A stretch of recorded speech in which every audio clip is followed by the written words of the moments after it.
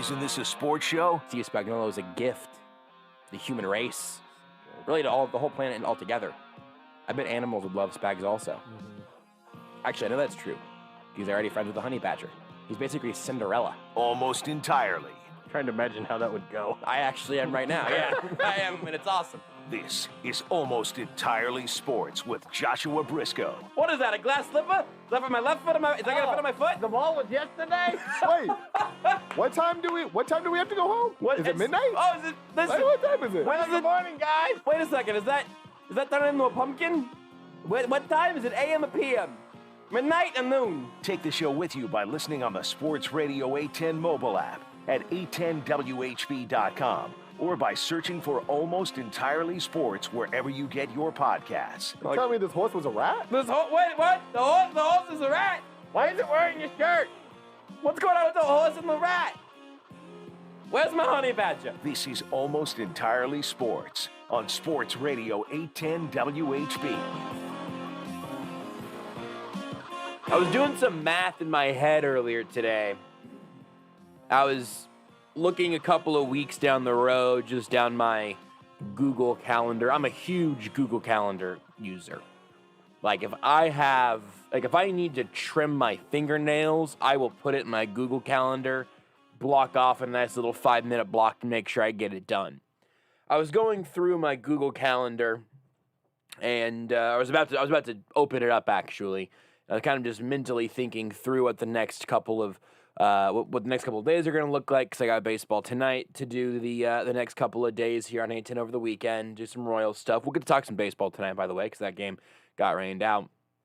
But I was thinking about that, and then I was kind of thinking about next week's shows. I'd already texted a couple of people trying to really ramp up our draft coverage even more, because we've been talking a bleep ton of NFL draft and all sorts of Chiefs draft stuff, and rightfully so. It's a lot of fun. It's a fun time to be doing radio for me, because I like the sort of look ahead to things that may or may not be actual transactions, certainly aren't games, but it's all fun. I enjoy all of that stuff, especially whenever we specifically fall in love with a player who is then drafted 10 picks before the Chiefs ever have a chance to select him, and we have to move on, and Brett Veach takes somebody crazy, and we have to figure out everything about them, because we'd never heard their name until the 63rd overall pick.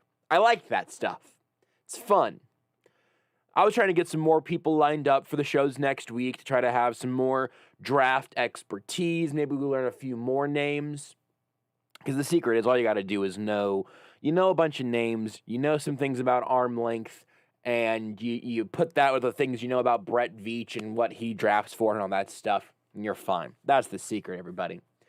But I'll try to, continue to add to that mix for next week and scheduling some guests and texting a couple of people and saying, hey, can we do Monday at 9? And all right, great. Okay, I'm going to look ahead and see what about Thursday? Do we have a plan for Wednesday and Thursday? Should we have this guy on again or whatever?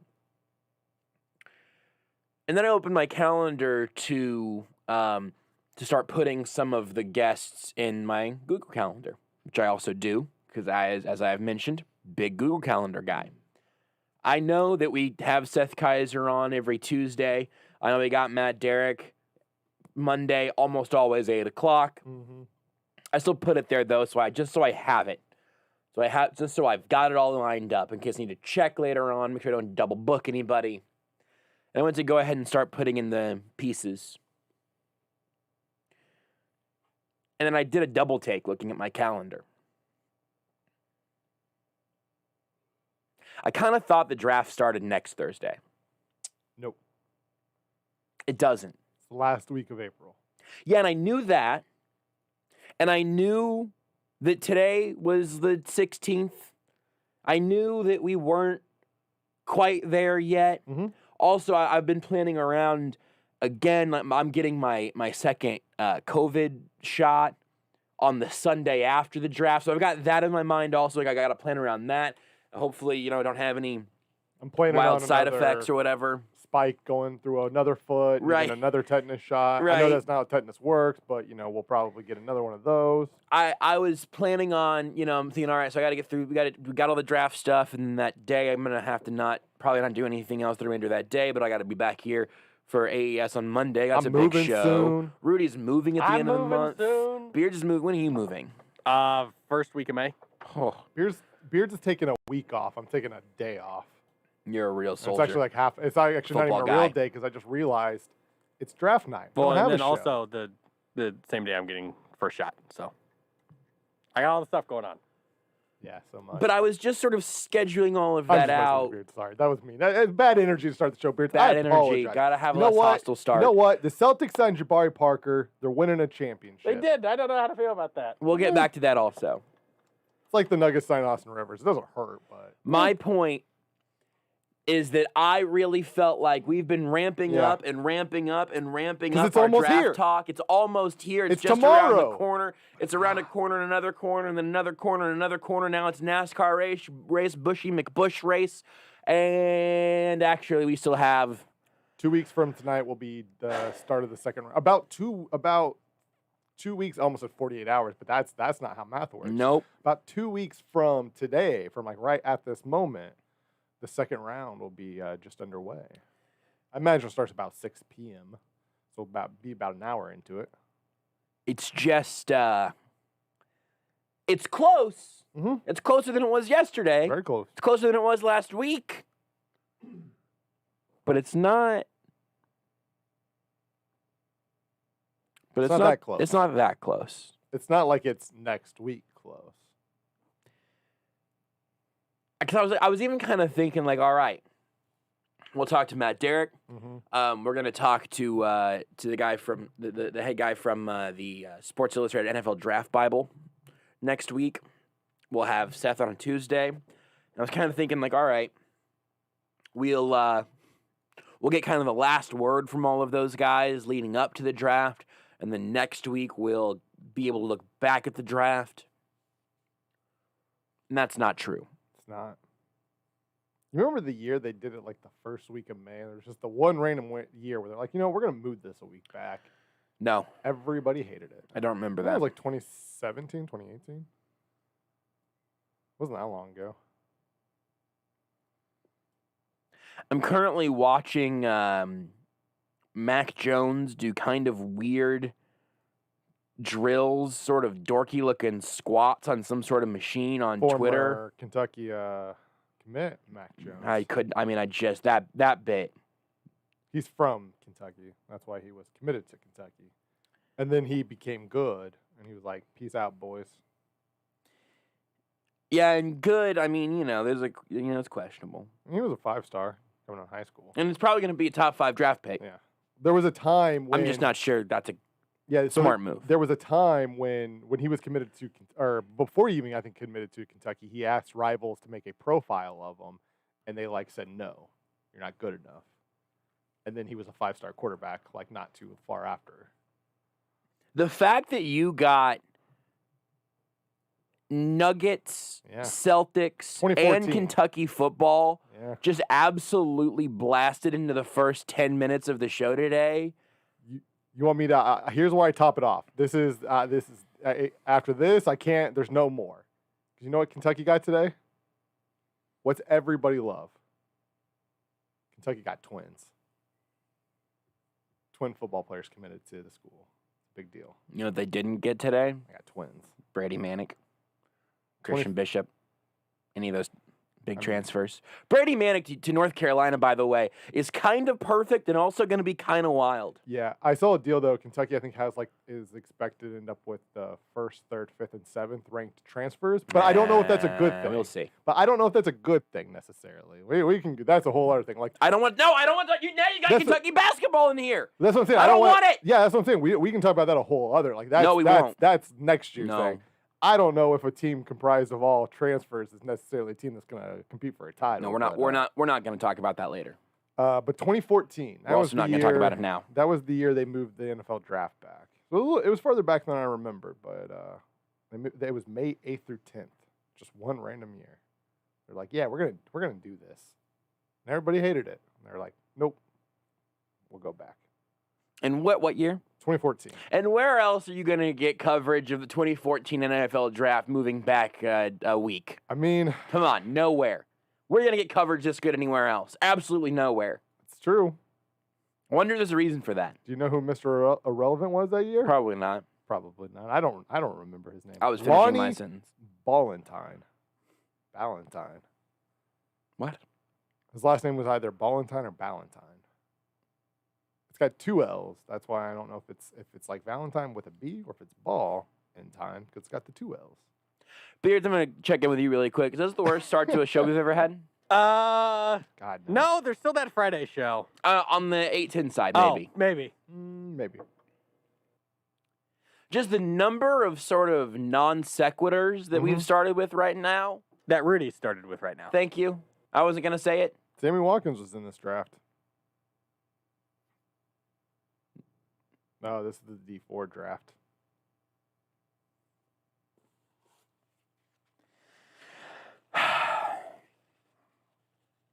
I'm waiting. It comes in 3s typically, so I'm just kind of, it's like a, it's not, some people sneeze. I'm just waiting for Rudy's 3rd factoid. Beards, you kill my mic so I can blow my nose. I'm allergic to everything right now, and Rudy's going to have a 3rd factoid. Yeah, sure.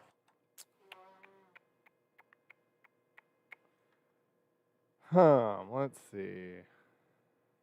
Just get a 3rd factoid! Want to move on? Oh, Chiefs legend. Kelvin Benjamin was drafted in this year. Close enough.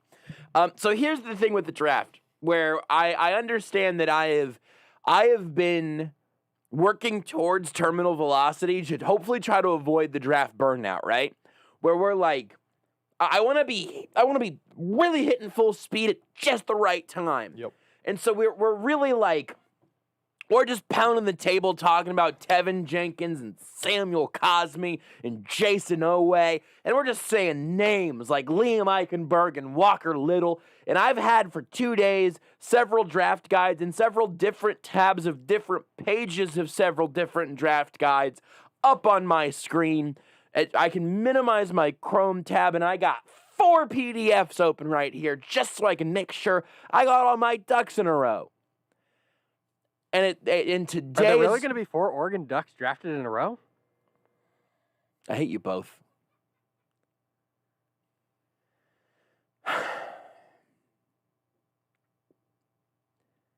Probably not. I don't think so. I'm not sorry I made the joke, but I am sorry I caused you physical pain.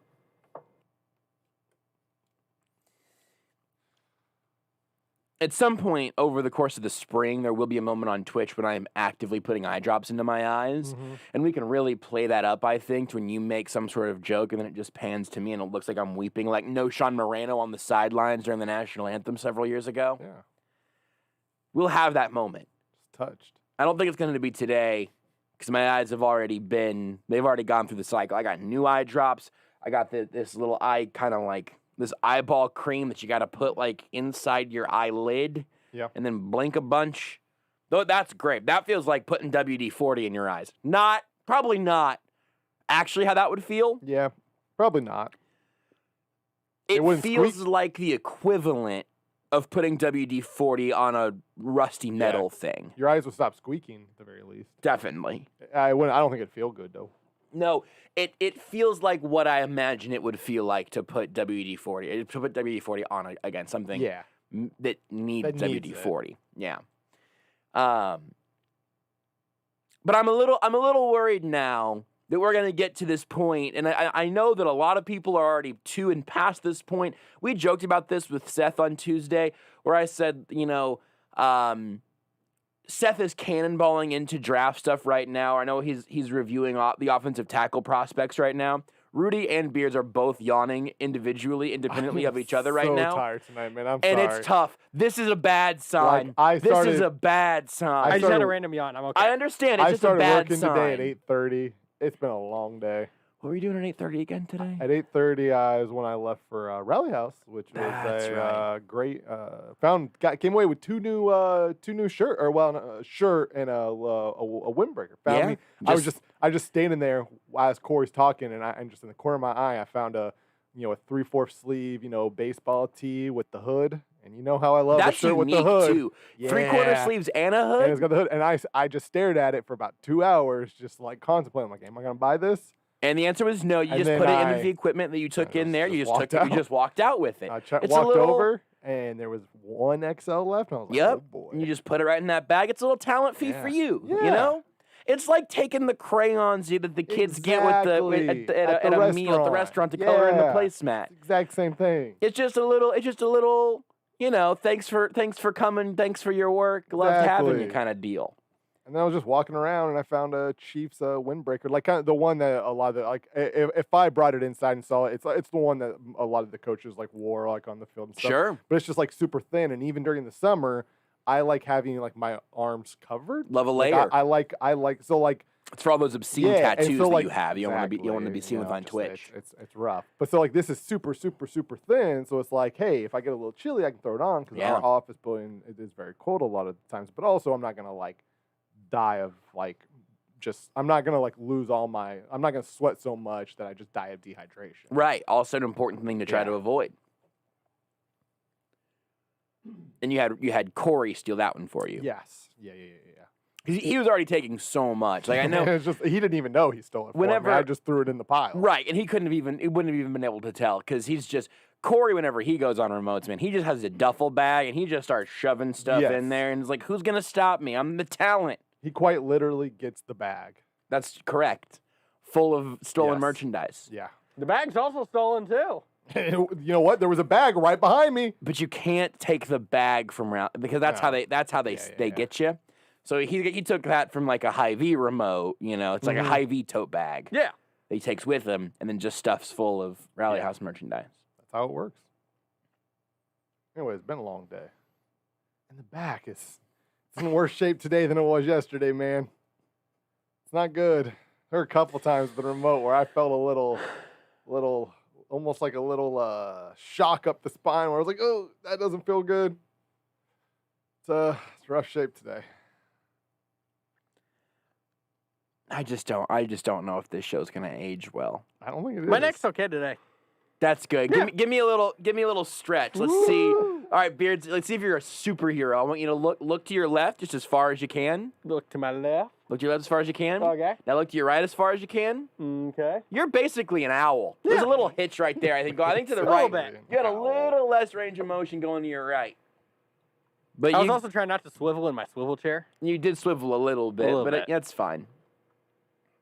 Beards is a flexible, virile young man over there. Real flexible boy. Rudy's got a broomstick like tied to his back, and I constantly have a background process in my brain just going, don't touch your eyes, don't touch your eyes, don't touch your eyes. I know you want to touch your eyes, don't touch your eyes. Mm-hmm.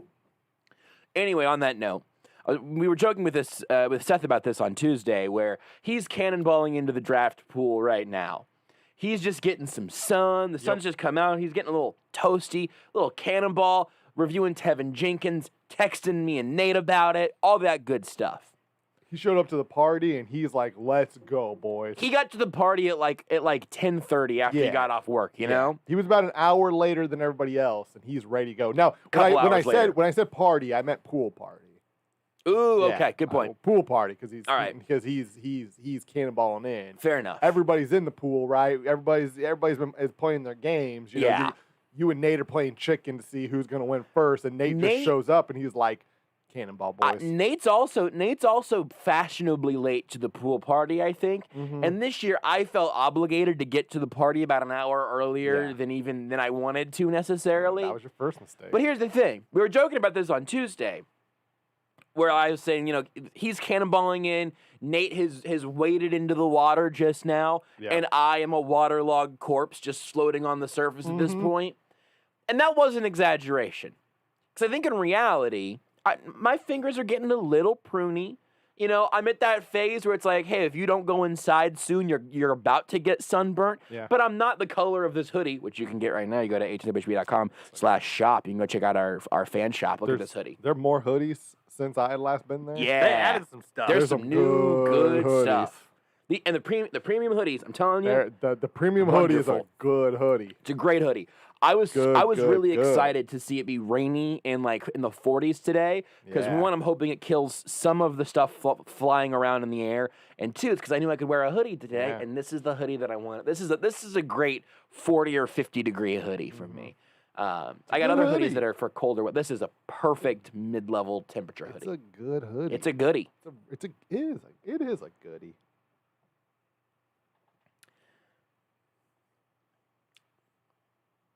Not the color of this hoodie, but I've been out in the water for a while. I got there. I got us back. Yeah. My actual concern, though, is that my fingers are a little pruny right now. And tonight's show, we're going to talk about some other stuff that's kind of, around the draft. We'll also do some totally different things at some point over the 3 hours. But I am a little bit worried that, like, next Thursday, when we are a week out from the draft, I'm worried that everybody's going to be hitting their full draft hype, and I'm really going to need a second wind. Mm-hmm. I'm gonna need a cloud to get in front of that sun for just a good 15 minutes at some point.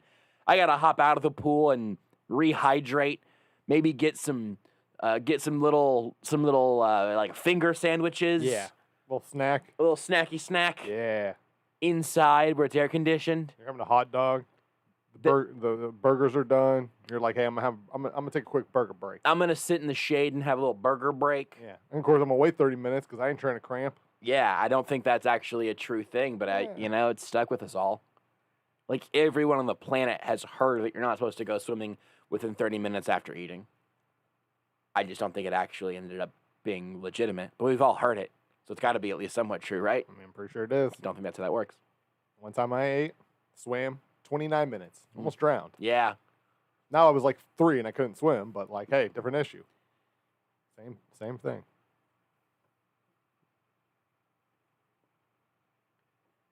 Maybe if you would have waited 31 minutes, maybe you would have been able to swim suddenly. Just magically been able to swim. Seems possible. My mom says as a kid, I liked, as soon as I could crawl, if I was near a pool, I would just crawl for the pool. Like my mom one time had her back to me. This was the first time. And all of a sudden she turned around and she couldn't find me. And there I was just at the bottom of the pool smiling. She pulled me up and I'm confident and just smiling. At the bottom of the pool? At the bottom of the pool. You were at the bottom of a pool smiling at her? Yep, just at the bottom of a pool. You know how like everybody knows like the pool kid, right? The kid who just like loves the water, who just like always in the pool. That was me. Your mom turned her back on you. Yeah, I was like for like a minute, I was like and you were at the bottom of the swimming pool, smiling up at her, and she had to get in there and yank you up out of the water to avoid your drowning death. Yeah, she was also in the pool. Not that really changes much of anything, but she was already in there, so it sped up the process of getting me out a little bit quicker. And you were 27 years old. Are we sure you're not actually a ghost? Whoa! Whoa! Maybe. That's a great point, Beards. Listen, you gotta listen to all the shows to get all the ways it all ties together. This is basically, Game of Thrones up in here. You got big character development that might happen in a given episode. You can't miss one. Wow, might you have perished? Be a ghost. Like, I understand that, like, if whenever you're little, you don't know what to be afraid of because it hasn't, like, hurt you yet or whatever. What happened, yeah. Like a hot surface, deep water, opening up emotionally. Like, you haven't been hurt by those things yet, so you don't know that it's something that you're supposed to avoid. Exactly. But that's a wild one. That you, like, wouldn't have been in some sort of distress is, I think, the crazy. That's the eerie thing to me. The eerie thing to me is that you're down there smiling. I was like, this is great. Like Heath Ledger's Joker. Or maybe I could breathe underwater, and I just like that was like maybe I was born with gills. My parents just at a young age just had them surgically removed, so now I can't. But maybe back at that time I was just breathing underwater. Or maybe you still do. Aquaman. Maybe you are now.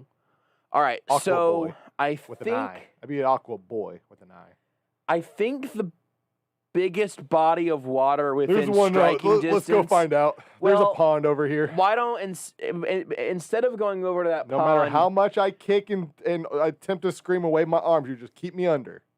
We'll see what happens. My sort of middle ground offer here, because that's a long ways away, and I don't know if we're gonna be able to get there and back in like a commercial take break. The shortcut from the tree. Yeah, I can get to the tree pretty easily. It would be a whole lot easier just for all of us if you just go test it in the toilet. It's just down the hall. Just go put your face in the toilet. Different kind of water. I don't know if it works. I mean, let's try. You have fresh water, you have salt water, you have toilet water. Let's just try that and see if that does work. And then if that works, then we'll go over to the pond. Or you know what? Maybe either way. Maybe your superpower is that you can breathe in toilet water. Maybe that's it. We'll never know until we try. Apparently, Twitter went down at some point earlier. Did you guys know that? Oh, I mean, that makes sense why TweetDeck wasn't really working.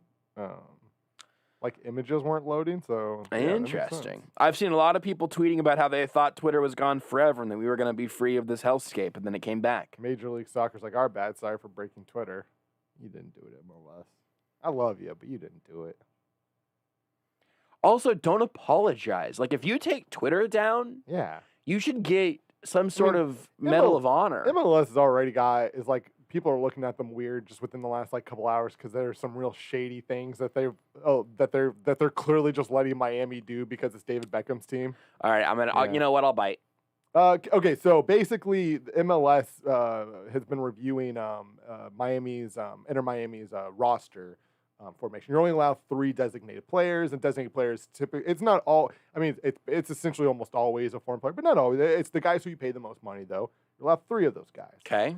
They found out this year that Miami had 4 of them for all of last year, which I don't know how you just found out because they were on the roster last year. You had their contracts, and then you're allowing them, Miami, to come to terms with to adhere to roster. You know, the roster a format is buying out a player and sending that player to their USL team, which is also a little shady. So it'd basically be like the Royals being like, "Hey, you have." I got to call a timeout here because I need to make sure I fundamentally understand something at the beginning. Okay.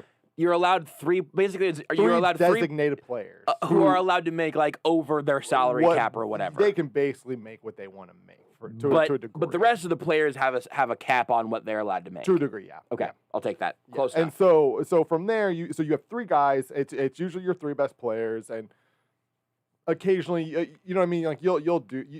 MLS has already got some weird roster format, like you can only have 7 international players on it. Like MLS already got some weird stuff.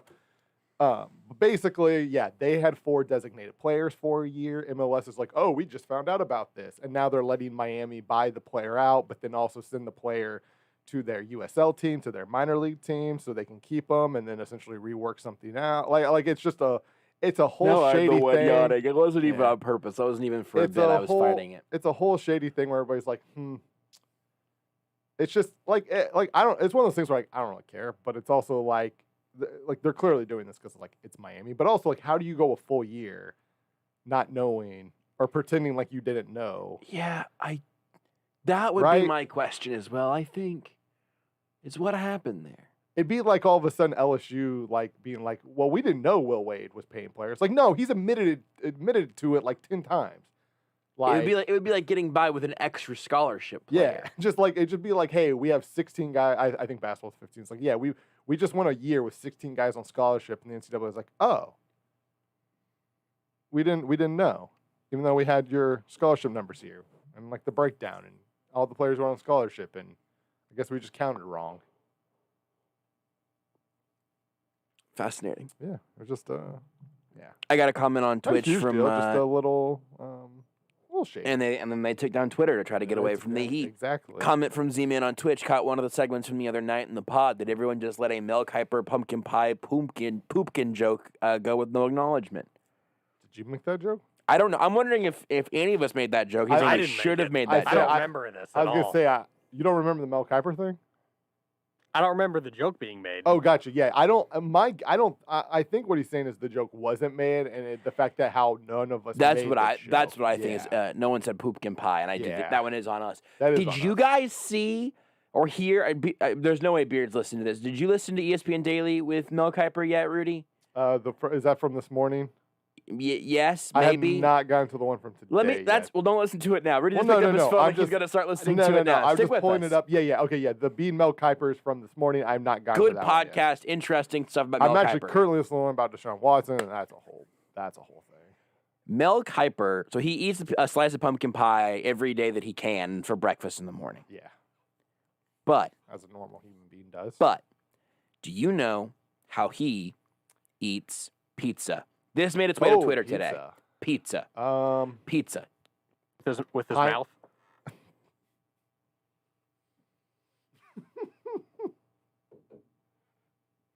You want me to acknowledge that?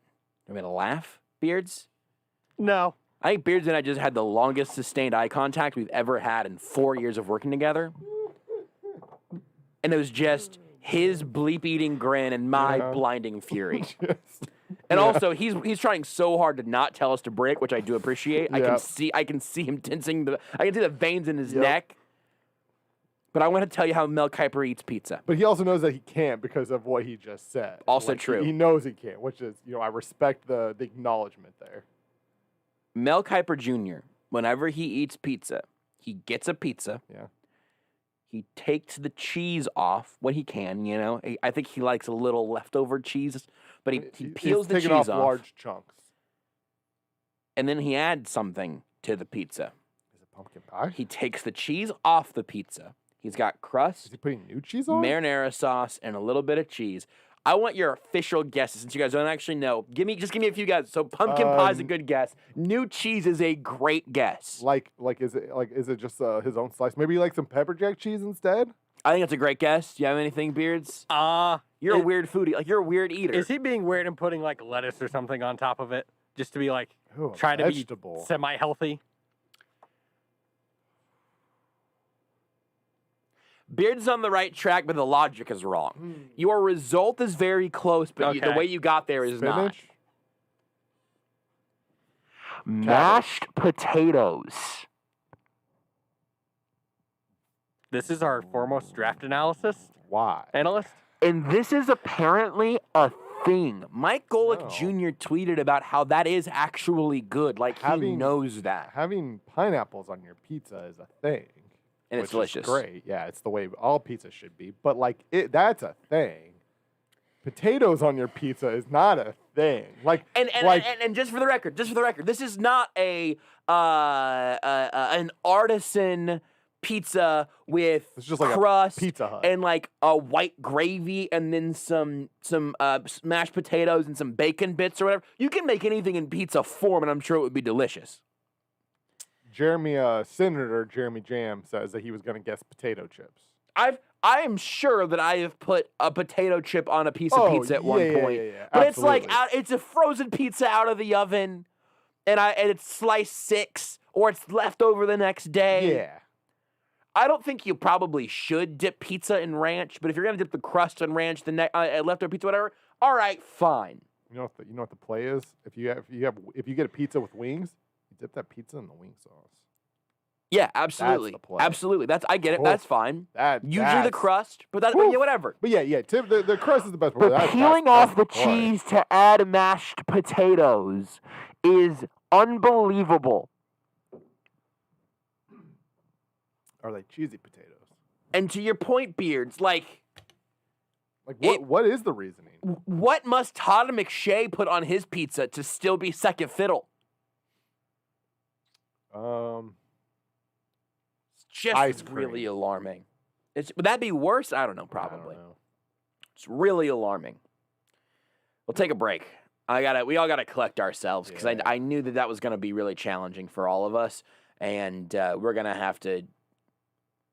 So wild and wacky Friday. We're gonna just have to go. Don't use those words. That's the worst show ever. Was a wet, wild, wacky Friday, and that was the worst show we've ever done. This show's gonna be better than that, if for no other reason than because we can all band together against one thing, and that's putting mashed potatoes on pizza. And that man is the god of all things NFL draft. We worship him, and he eats like a pervert.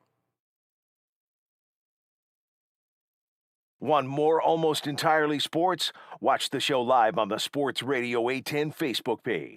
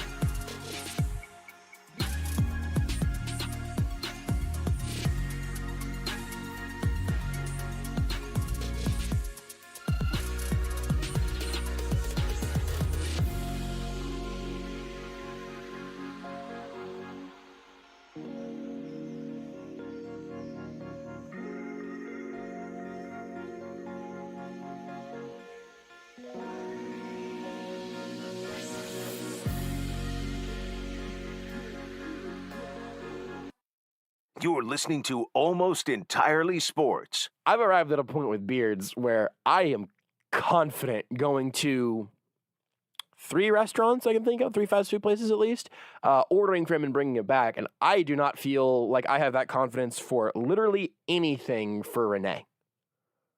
I was just going to ask. No, seriously. Like, there are a couple of places that we go quite a bit where like I would have a pretty good guess, but also because like she will occasionally throw a little bit of a curveball. And so like I would always be like, okay, so I think I know what you want here, but let me know. And for Beards, the only reason I ask anymore is because sometimes he wants 1 cookie and sometimes he wants 2. With Joshua Brisco. He usually wants 2. It's because they're delicious. On Sports Radio 810 WHB.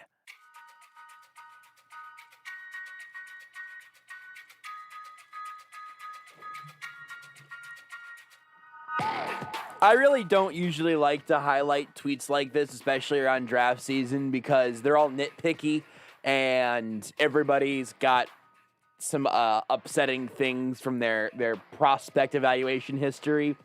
But Warren Sharp did just tweet out 4 screenshots about John Gruden. I'm going to read them all. These are from various Twitter accounts.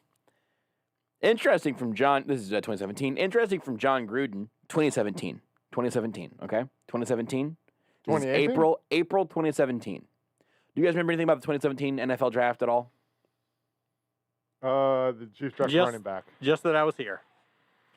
So 2017 draft. I know that one. Mitch Trubisky went second. After your Gruden thing, I have a fun fact for you about that draft. Okay. That was that draft. Okay. It was that draft, Beards? Yeah, it was that draft? Okay. The one where we all laughed at the Bears. And then we laughed and at the nothing Bears. else happened. And then also, so I know this goes under the radar, but then the Chiefs actually took Patrick Mahomes in that year's draft. Never heard of him. And then the Texans took a quarterback who was really good and then has had a series of incidents after that. Mm-hmm. Tweet from Joe Fan from 2017. Interesting from John Gruden. He said blank is the quarterback he'd want the most as a day 1 starter. Comparison to Andy Dalton. Guess that quarterback. Fill in the blank, boys. Say Comparison to Andy Dalton? Interesting, this is from Joe Fan. Interesting from John Gruden. He said blank is the quarterback he'd want the most as a day 1 starter. Comparison to Andy Dalton. Mitchell Trubisky. Beards? Deshaun Watson. Who else is in that draft? Don't look it up. No. I just only remember. That's all right. That's all right. I mean, I wasn't. Trubisky's the good joke. I wasn't going to look up like who No, he it's said. okay. I was I just just looking for names. No, you're all right. You just stay right there. We'll get there. Who else was in that draft? You're going to say Trubisky. Rudy's guessing Trubisky. Beards? I'll go Mahomes. Why not? Interesting from John Gruden. He said Nathan Peterman is the quarterback he'd want the most as a day 1 starter. Comparison to Andy Dalton. I forgot that he was in that Is that draft. a good thing? It would have been better. I mean, been good for Peterman. Would have been better for Nathan Peterman. I should remember that Peterman was in that draft though, because obviously, like everybody knew Gruden loved him, and obviously Gruden eventually signed him. Mm-hmm. Yeah. 2016. Just forgot about him. John Gruden on Connor Cook, quote, I think he'll be the best quarterback in this draft. I remember him liking him. 2011, Adam Made Schefter. me like him. Surprise, surprise. Second quarterback selected, Jake Locker to Tennessee. John Gruden says Locker is a young Rich Gannon. Ooh. 2016, John Gruden is comparing Paxton Lynch to Cam Newton. Now, if you want a really fun one, it's like a pretty open secret at this point. The Chiefs were very much trying to trade up for Paxton Lynch. Oh, thank God that didn't work. Because out. they are not taking a quarterback in 2017 if they get even if it goes poorly in 2016. Because honestly, it's probably Paxton Lynch sitting for a year and then moving on. And then the Chiefs are sitting there next year where Paxton Lynch is taking over as somebody else trades out for Patrick Mahomes. Which, just a reminder, Po Buddy's nerfed. Because Andy Reid, apparently the 2 guys that Andy Reid was like really ready to go get in the quarterback class in the last in that 2-year window was Patrick Mahomes and Paxton Lynch. One of those guys is on a path to potentially be the greatest quarterback of all time. Paxton Lynch. And one of those guys looks like a waiter Mahomes. at a pirate-themed restaurant.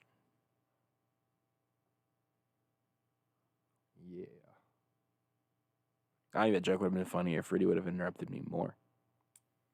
I didn't hear all of it because I imagine you heard it as well. Yeah. Just lost all audio for a second.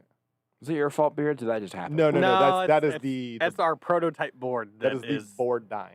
30 years old. Boy, I really thought that one sounded like Beards was like he was gonna have to talk back to tell me to break. Nope. And then backed Yeah. off it. I just assumed that's We what didn't need happened to do there. that. No, though. yeah. That was in a a couple minutes. long break. Jason, because one time that happened, but it happened for like 20 seconds.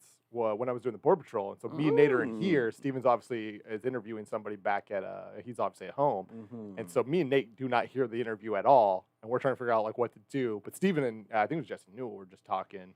We could not hear anything, and that's when Jason told me, yeah, that's the board dying, not breaking, dying.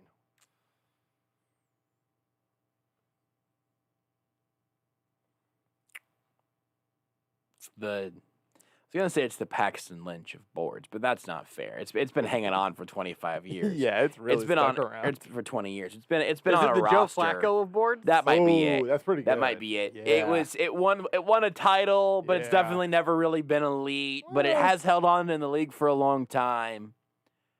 That's a good one. Oh! No, I know what it is. You know what that board is? That board's Fitzmagic, baby. You got some great performances in there. And then sometimes it literally just stops working. The problem is it's never had a young good board behind it ready to take over. Oh, all right. Well, are we on the air still, Beards? Yeah, On we're the air, good. right? We're fine. All right.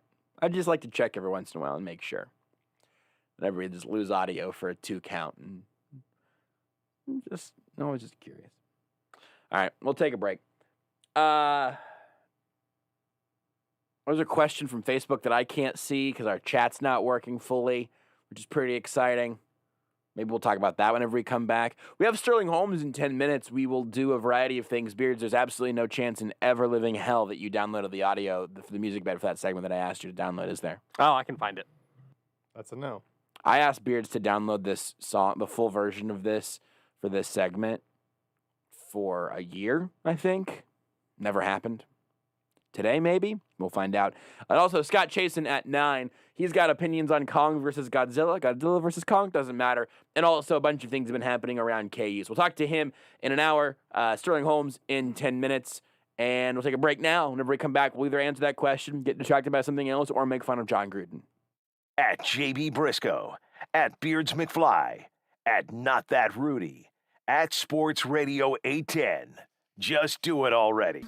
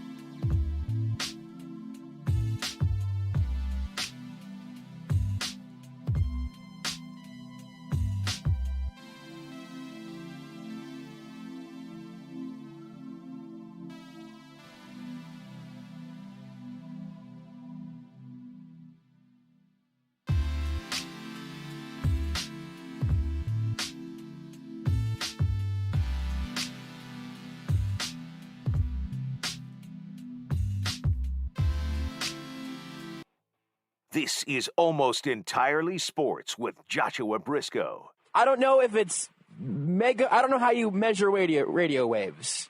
I don't know if it's megahertz. I think it's inches. On Sports Radio 810 WHB. During the break, Rudy reminded me of one of the things that I think was one of the things earlier that I thought I remembered wanted to talk about and then forgot about. Never made it into the Google Doc. I and just forgot totally about got it. deleted out of my mind. Until like 3 minutes ago. There was a ranking of NFL GMs, and we will not get to that all here because we don't have time in this segment. But after we talk to Sterling next segment, we'll bring that back up because I think based off what Rudy was pointing out, Rudy's got a take. I think I got a take that's going to be a counterpoint to the counterpoint, and we might just have fisticuffs in the studio. We're both very passionate about this, and also Rudy and I both. Very short fuses, love physical altercations. Oh, please. This is already bad. Worst pick by John Gruden's Lynn Bowden. Get out of here. It's not the worst pick. They traded him for less than they drafted him for before the season But that's started. not Lynn Bowden's fault. That's on Gruden and Mayock for not realizing the talent that they had. That they immediately traded away for less. I mean, like, He had it is 10 catches against the Chiefs. I mean, it is that is Bowden Gruden. game. That's Gruden's worst. That's probably Gruden's worst move. Yeah, probably. Trading him away? Absolutely. A lot of Kentucky football in this first hour. I really hate that. Almost entirely Kentucky good. football with Rudy Salazar. They're good. Whataburger is opening all these new locations. There's an article about this that popped up in my timeline that reminded me of this. Have we talked about this show's feeling towards Whataburger? I don't think I've ever had it. I've never had the actual burger, but I've had the chicken strip sandwich. It's a good chicken strip sandwich, but I've never had the burger. I had it at the airport in Atlanta, and people were like, "Oh, you can't. The airport doesn't count." It was exactly how they would make it anywhere else. Probably, yeah. Kind of overrated for me. That's what I hear. Fries were kind of bland. That's why I got the chicken strip sandwich. I've And it heard was the chicken good. strip sandwich is great. Yeah, the chicken strip sandwich was very good. I'll be happy to give it a shot, but some of these like regional burger chains I really want to be Yeah. super hyped about. I was also pretty intoxicated when I ate it. I'll be honest. And you were having it for lunch, which was really It's like 2 in the morning. the upsetting thing. Sterling Holmes is next. You are listening to Almost Entirely Sports with Joshua Brisco on Sports Radio 810 WHB.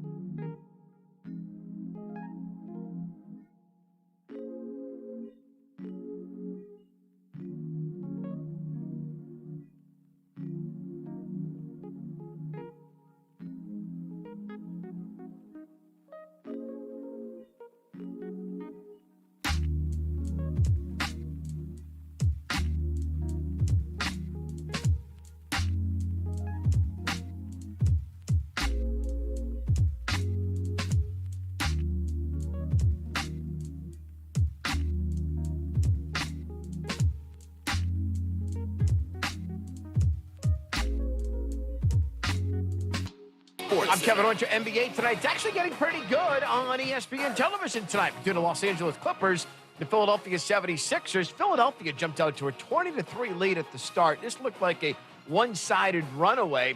Philadelphia had a comfortable lead at the half. They were up by 12. Right now, though, it is only a 6-point game. Closing minute, third quarter, 93 seconds left to go. Philadelphia leading the Clippers 78-72. Philadelphia starts tonight one game in front of Brooklyn in the Eastern Conference standings. The Clippers enter play having won 7 in a row, third in the Western Conference, 2 back of the idle Suns, 3 games up on fourth place Denver. Denver is having no problems tonight in Houston against the Rockets 62-47. As for Brooklyn, they're in a tight one at home against the Charlotte Hornets 76-75. Kyrie Irving is playing in this one. So too is Kevin Durant. Kyrie's been struggling from the floor. He's only played 24 minutes. He's got 9 points, 4 assists. Kevin Durant's got 18 points. Still no James Harden for Brooklyn. New Orleans and Washington, 2-point game, 94-92. Pelicans have the 2-point advantage. They're in the fourth quarter coming up on Sunday on ESPN Radio. Pelicans and the Knicks. New York is going to take on Dallas. Back half of the national television doubleheader tonight. Miami's in Minnesota. The Heat are in that logjam of the Eastern Conference for spots 4 through 8. Knicks in Charlotte as well. Miami down by 2 against the Minnesota Twins, 51-49. By the way, that's Minnesota Timberwolves, Kev. 51-49. There in the second quarter. Myron Metcalf will be all over me on that one. Hey, Myron joins Freddie right now on Freddie and Fitzsimmons on ESPN Radio.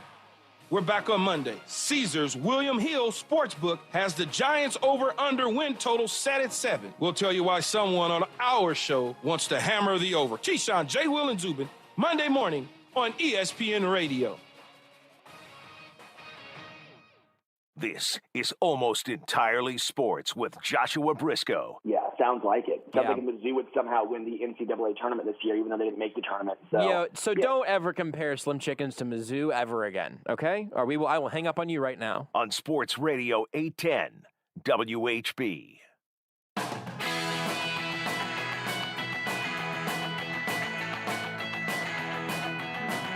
Sterling Holmes joins us now. You can follow him on Twitter at HomestretchKC. You can listen to him weekdays, over on ESPN Kansas City, 3 to 4 on Darren and Sterling on ESPN Kansas City, 1510 AM, 94.5 FM. You can also check out his work on Arrowhead Addict. And Sterling, I want you to know your latest tweet really screwed something up. Do you know what that thing is? I actually have zero idea what it was. Before your latest tweet, which was appropriately promoting your upcoming appearance on this show, no fault of that. That was your 3,334th tweet. Oh, dude, I ruined it. I was so ready to say, and a man with 3,333 tweets, Sterling Holmes, and then you tweeted one more time. Hey, that's radio, baby. That's showbiz. You can't you can't luxuriate in that for too long. Eventually you got to move on. You got to appreciate what you got, and then you got to move on to the next thing. We'll talk to you when you get to 4,444, Sterling. Start tweeting. See you, buddy. Do you guys want to guess? So here's don't look this up, but if you want to guess a number on this, 2. How many tweets have I sent? 4. Also, I think this is all from 2016 till now, because I did like a big account wipe of I think pre 2016 or so. Yeah, 5. Beards, how many tweets do you think I've sent in the last? Let's make it. I think probably about 5 years. 10 million. All right, they're neither of them. Turn off your mic. 46,000. 15,000. No. 25K. Sterling has gone 46,000. I'm gonna say 39,500. 52.6. Woo! You're pretty close. That's a lot. Yeah. You were very close, Sterling, and that's a lot of tweets. It is. Oh boy, the true number is definitely higher than that because there are the tweets lost to time. Boy, that's a lot. Sterling, we started off today's show by me admitting that I really was thinking that the draft was a week from yesterday. Just sort of, I don't know, it felt like we were really ramping up, felt like we were almost there. And the fact that we are essentially a week away from being a week away is kind of distressing to me because I don't know how much more draft I can absorb. Where are you at right now in that process? Well, I mean, after the draft, you only have 52 more weeks till the draft again. There's dudes I guarantee that do mock drafts after like the first round of that year's draft to get ready for next year's draft. Yep. I'm not gonna lie, I never understand it because once like pick 5 happens, your draft is already screwed. Like, sorry, you're not getting Devontae Smith in the second round. Mm-hmm. Like, mock drafts for the most part, just to me, they're almost always so unrealistic. And then people are like, look, I could be Brett Veach. And it's like, well, yeah, sure. If somehow Seal fall to the 31 and then Devontae Smith went second round, like, then yes, you could. Right. 24/7 Sports has the first pick in the 2022 NFL mock draft being Spencer Rattler, quarterback, Oklahoma. Who's he going to? They don't have teams yet. Cowards. They just have the Cowards? Yeah, they don't have teams yet. Do it all or do nothing. Yeah. Absolute cowards. Here we go. 2, Kayvon Thibodeau, defensive end, Oregon. All right, Beard, you can turn off Rudy's mic again. It was just a weird name. So I understand you are somewhat pre-draft process agnostic because there's only so much that you can guess as you look ahead to 31. But at least in terms of positional groupings and obviously some of the things the Chiefs need and what you think about how those positions are looking at this point, do you have a feel right now of what you're rooting for or against come draft day, something that you're keeping an eye on? You think, you know what, this right here, that's the ticket.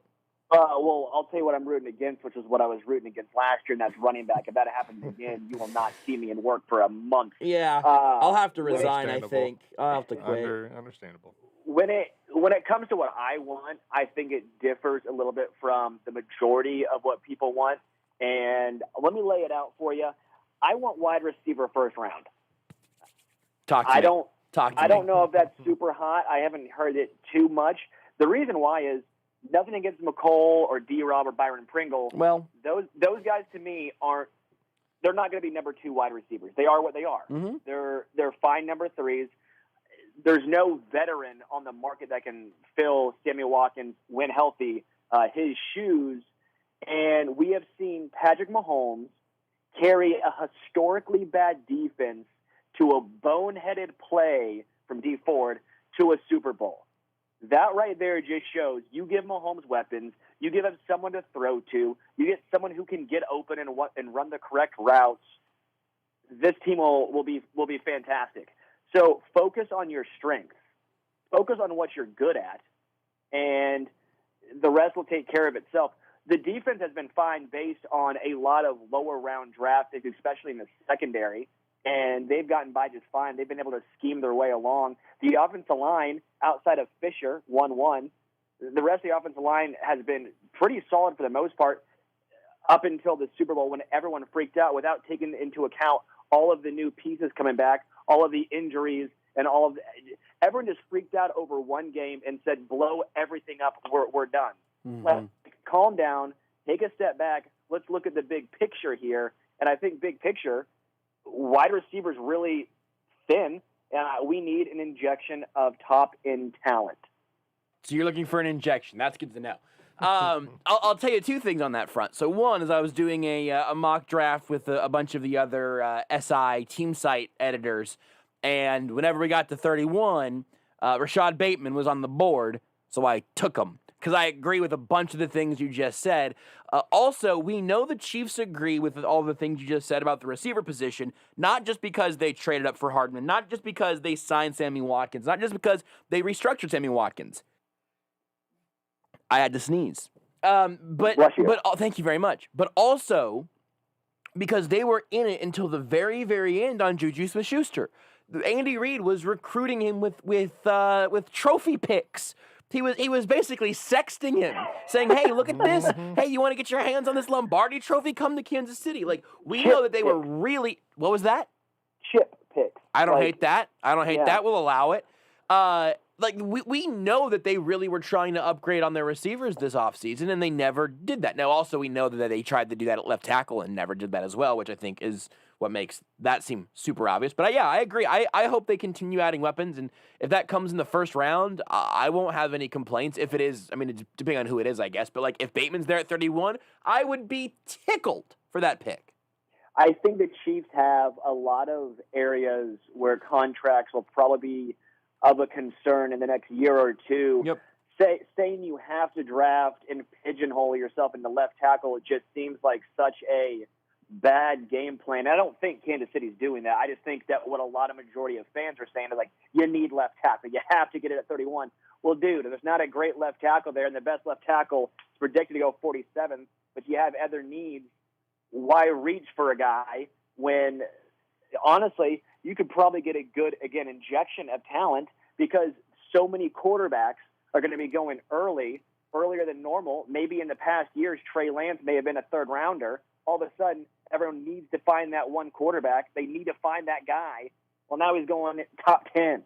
Right. I think that the tackle conversation, I agree. Like, again, if I got Bateman at 31 and then you find basically whoever falls out of that tier to 63, you want to take a tackle for your future there, cool, go for it. But I'm curious then what you think about how the offseason as a whole has panned out. Because also, I mean, I think it's very poor form to decide the position you're going to pick before you know who's on the board. I think you're right. I think that's a really losing strategy that ends up not maximizing your value. But also, right now, the Chiefs' starting left tackle is like Martinez Rankin. Or maybe, if they actually had to play a football game today, it would probably be Lucas Niang. But I know pretty well for a fact that was not the ideal plan. And so I am curious how concerned you are about that position, understanding that you don't think that obviously means they have to take a tackle at 31 no matter what, because that, again, leads to reaches typically. Well, am I nervous? Sure, I am, and I think I'm hoping, fingers crossed, my pipe dream of somehow getting Orlando Brown from the Ravens now still be alive. That 1% chance, like I'm not gonna lie, I'm still hoping and holding out for that. But as far as Niang goes, what difference is having him start at left tackle versus whoever you draft in this year's draft? Like my whole point with Niang is, his whole knock is he's never played an NFL snap. Well, guess what? Whoever you draft has not played an NFL snap either. So, there's no difference for me there. If you think Niang's the guy, if the Chiefs think he's the guy, then throw him there. No reason to draft a guy just because he was drafted in the first or second round. All of a sudden, that's supposed to make him better than Niang. Like, it's all about what the Chiefs feel comfortable with. I'm going to trust Andy Reid. I'm going to trust Brett Veach. If that's the way they want to go, that's the way they want to go. But I just don't want to see the Chiefs pigeonhole themselves, and they do have needs, maybe at linebacker. I know people are against Nick Bolton from Mizzou.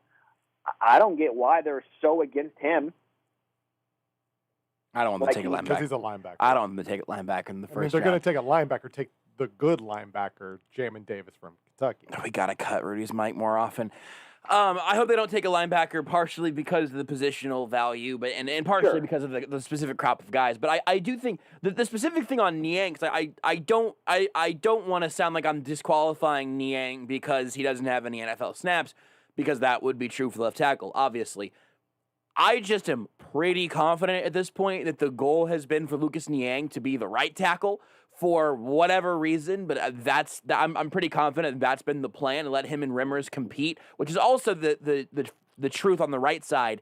Is it's not just it's not forcing Lucas Niang into that spot. It's basically your 2020 starting right tackle was being Mike Rimmers for the majority of the season, competing with Niang, and whoever wins that spot is obviously had a good camp, and whoever loses that spot is a really nice depth piece.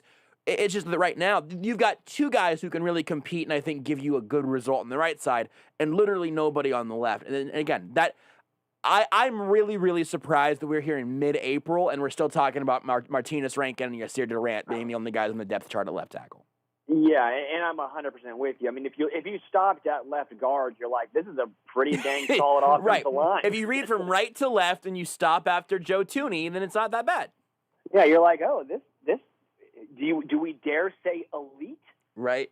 And go, oh, well, the reason we stopped after Thuney is because there's nobody at the left tackle spot. And we didn't stop there. There just was nothing to read. It was just a space bar. Have we tried Kelvin Benjamin? Listen, big body, quick feet. I feel like there's something to that. I feel like we could probably teach him to block. I think just any fan's favorite word, potential. Mm. You know, does he have potential? Was his last time, Rudy? Will you Google this? Was Kelvin Benjamin's last roster note? Was it his time in Kansas City? I believe so. I'm curious if he ended up on a practice. Well, I guess he wouldn't have ended up on a practice squad because that didn't expand until last year. I don't know if he ended up maybe on a camp as a camp body somewhere.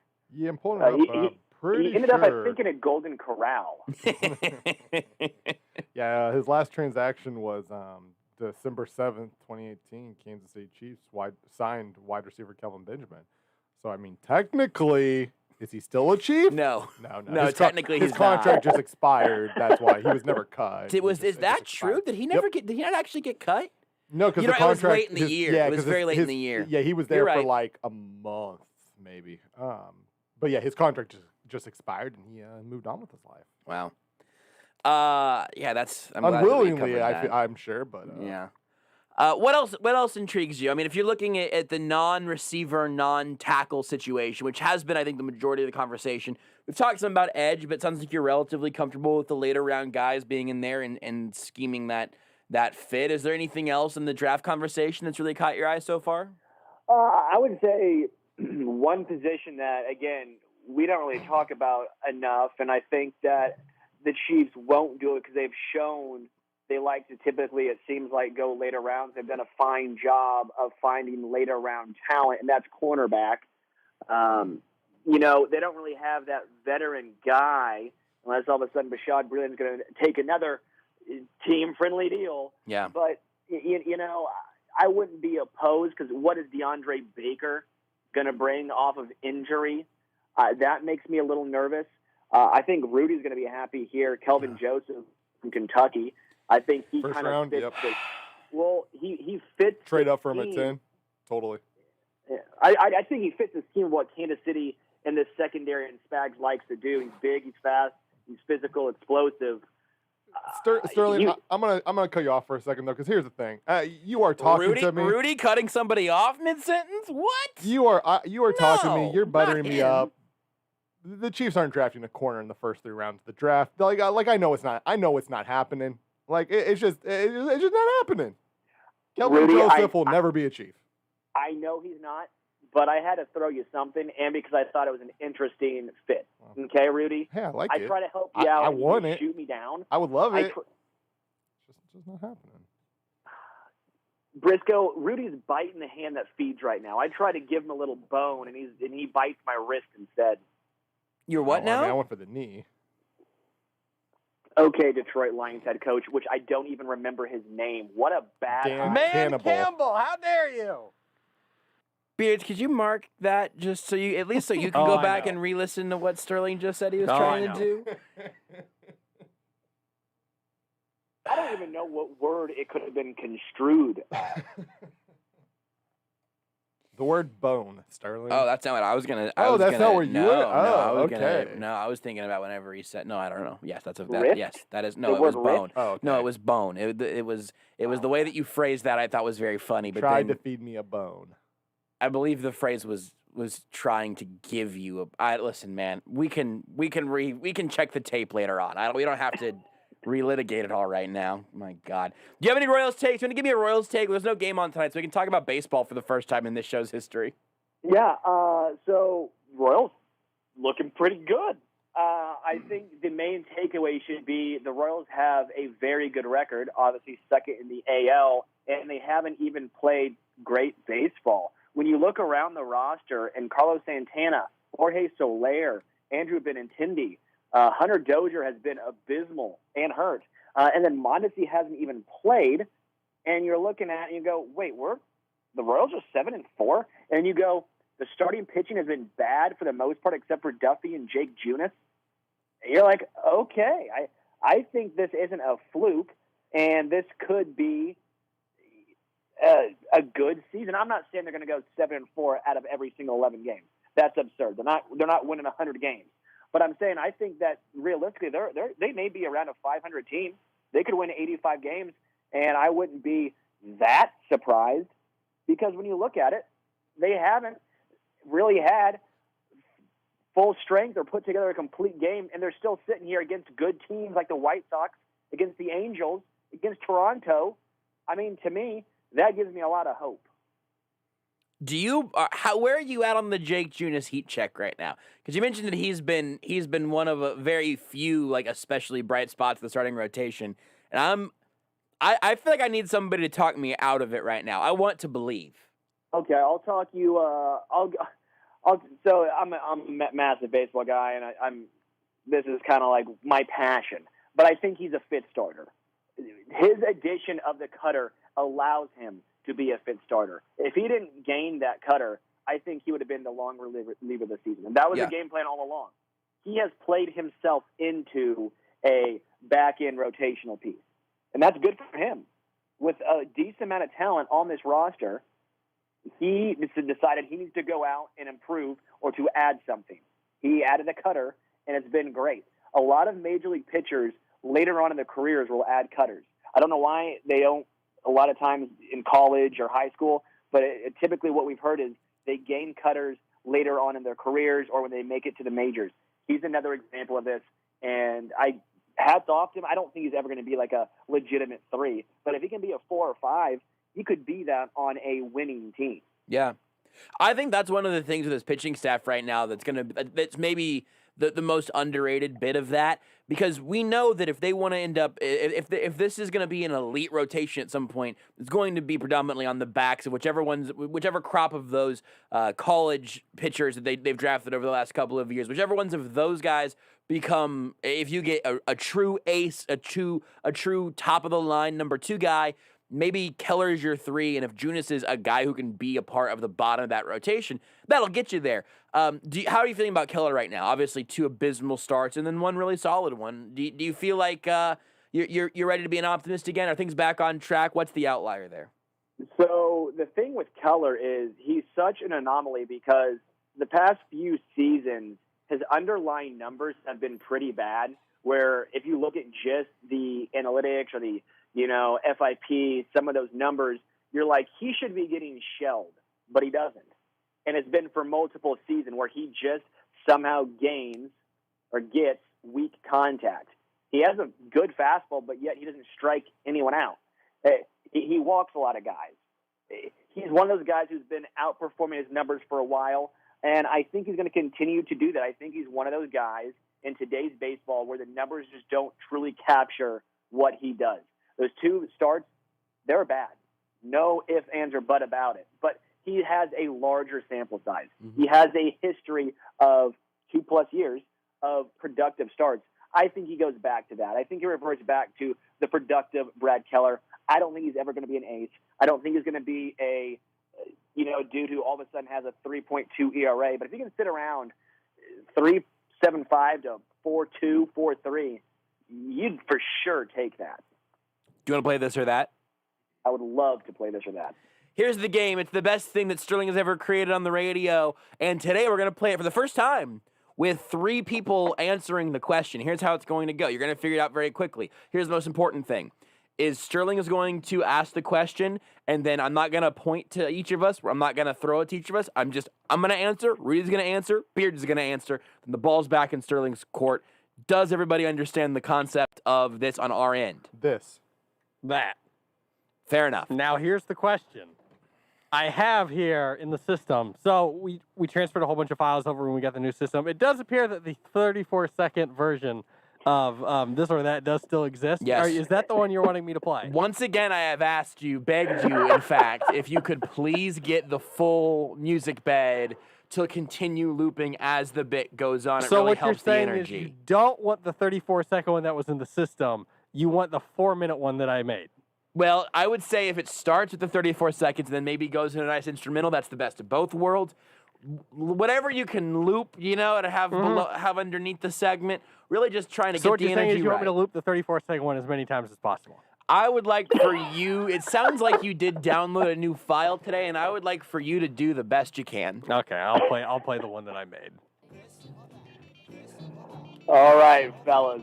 We got about 20 questions here with 3 dudes. We're going to have to be a little quick on this. Yep. Who has more receiving yards next year, D-Rob or McCole Hardman? for the beginning of 20. I'm going to say Hardman. That. Rudy? Nicole Hardman. Okay. I'll complete the sweep. Hardman. Did the Chiefs sign the tight end or draft the tight end? Sorry, draft the tight end in the first 4 rounds? No. No. What? He said just draft, right? They He took away the drafted sign. the Just draft. first 4 rounds. No. I'll be the contrarian. Yes. Would you rather take poop on a plane or an aqua dump? Now, what's wait, an aqua what? dump? It's when you, like, say you go to the lake, you go to the ocean, you got to take an aqua dump. Is that like a Over is the that side like of the boat. a water birth? Yeah, basically, yeah. I'd rather poop on a plane, not submerged in water. What? You want to the other poop one. standing in a lake? I don't want to in a plane. I You don't wanna know. That's poop weird. in I mean, a I lake? don't want to do either. Beards. I'll do the plane. That's fine. Plane's fine. Yeah. Plane's at least a toilet. Rather step on 10 feet worth of Legos or hit your shin with a razor scooter? Legos. Legos. Easy. I've been on. Yeah. Legos. It's not easy. That's what I did as a child. I had Legos all over the floor. Yes. Yeah. Razor scooter sucks. Those hurt, baby. God, Those are a they pain. do. Does Tooney get any snaps, 1 or more, at left tackle this season? No. No. No. Better season, Andrew Benintendi or Hunter Dozier? Dozier. Oh boy. Dozier. Isn't Dozier like super struggling right now? Yeah, Well, I mean, Benton has they also not both- been great. They both are. Dozier's at least got a semi-excuse.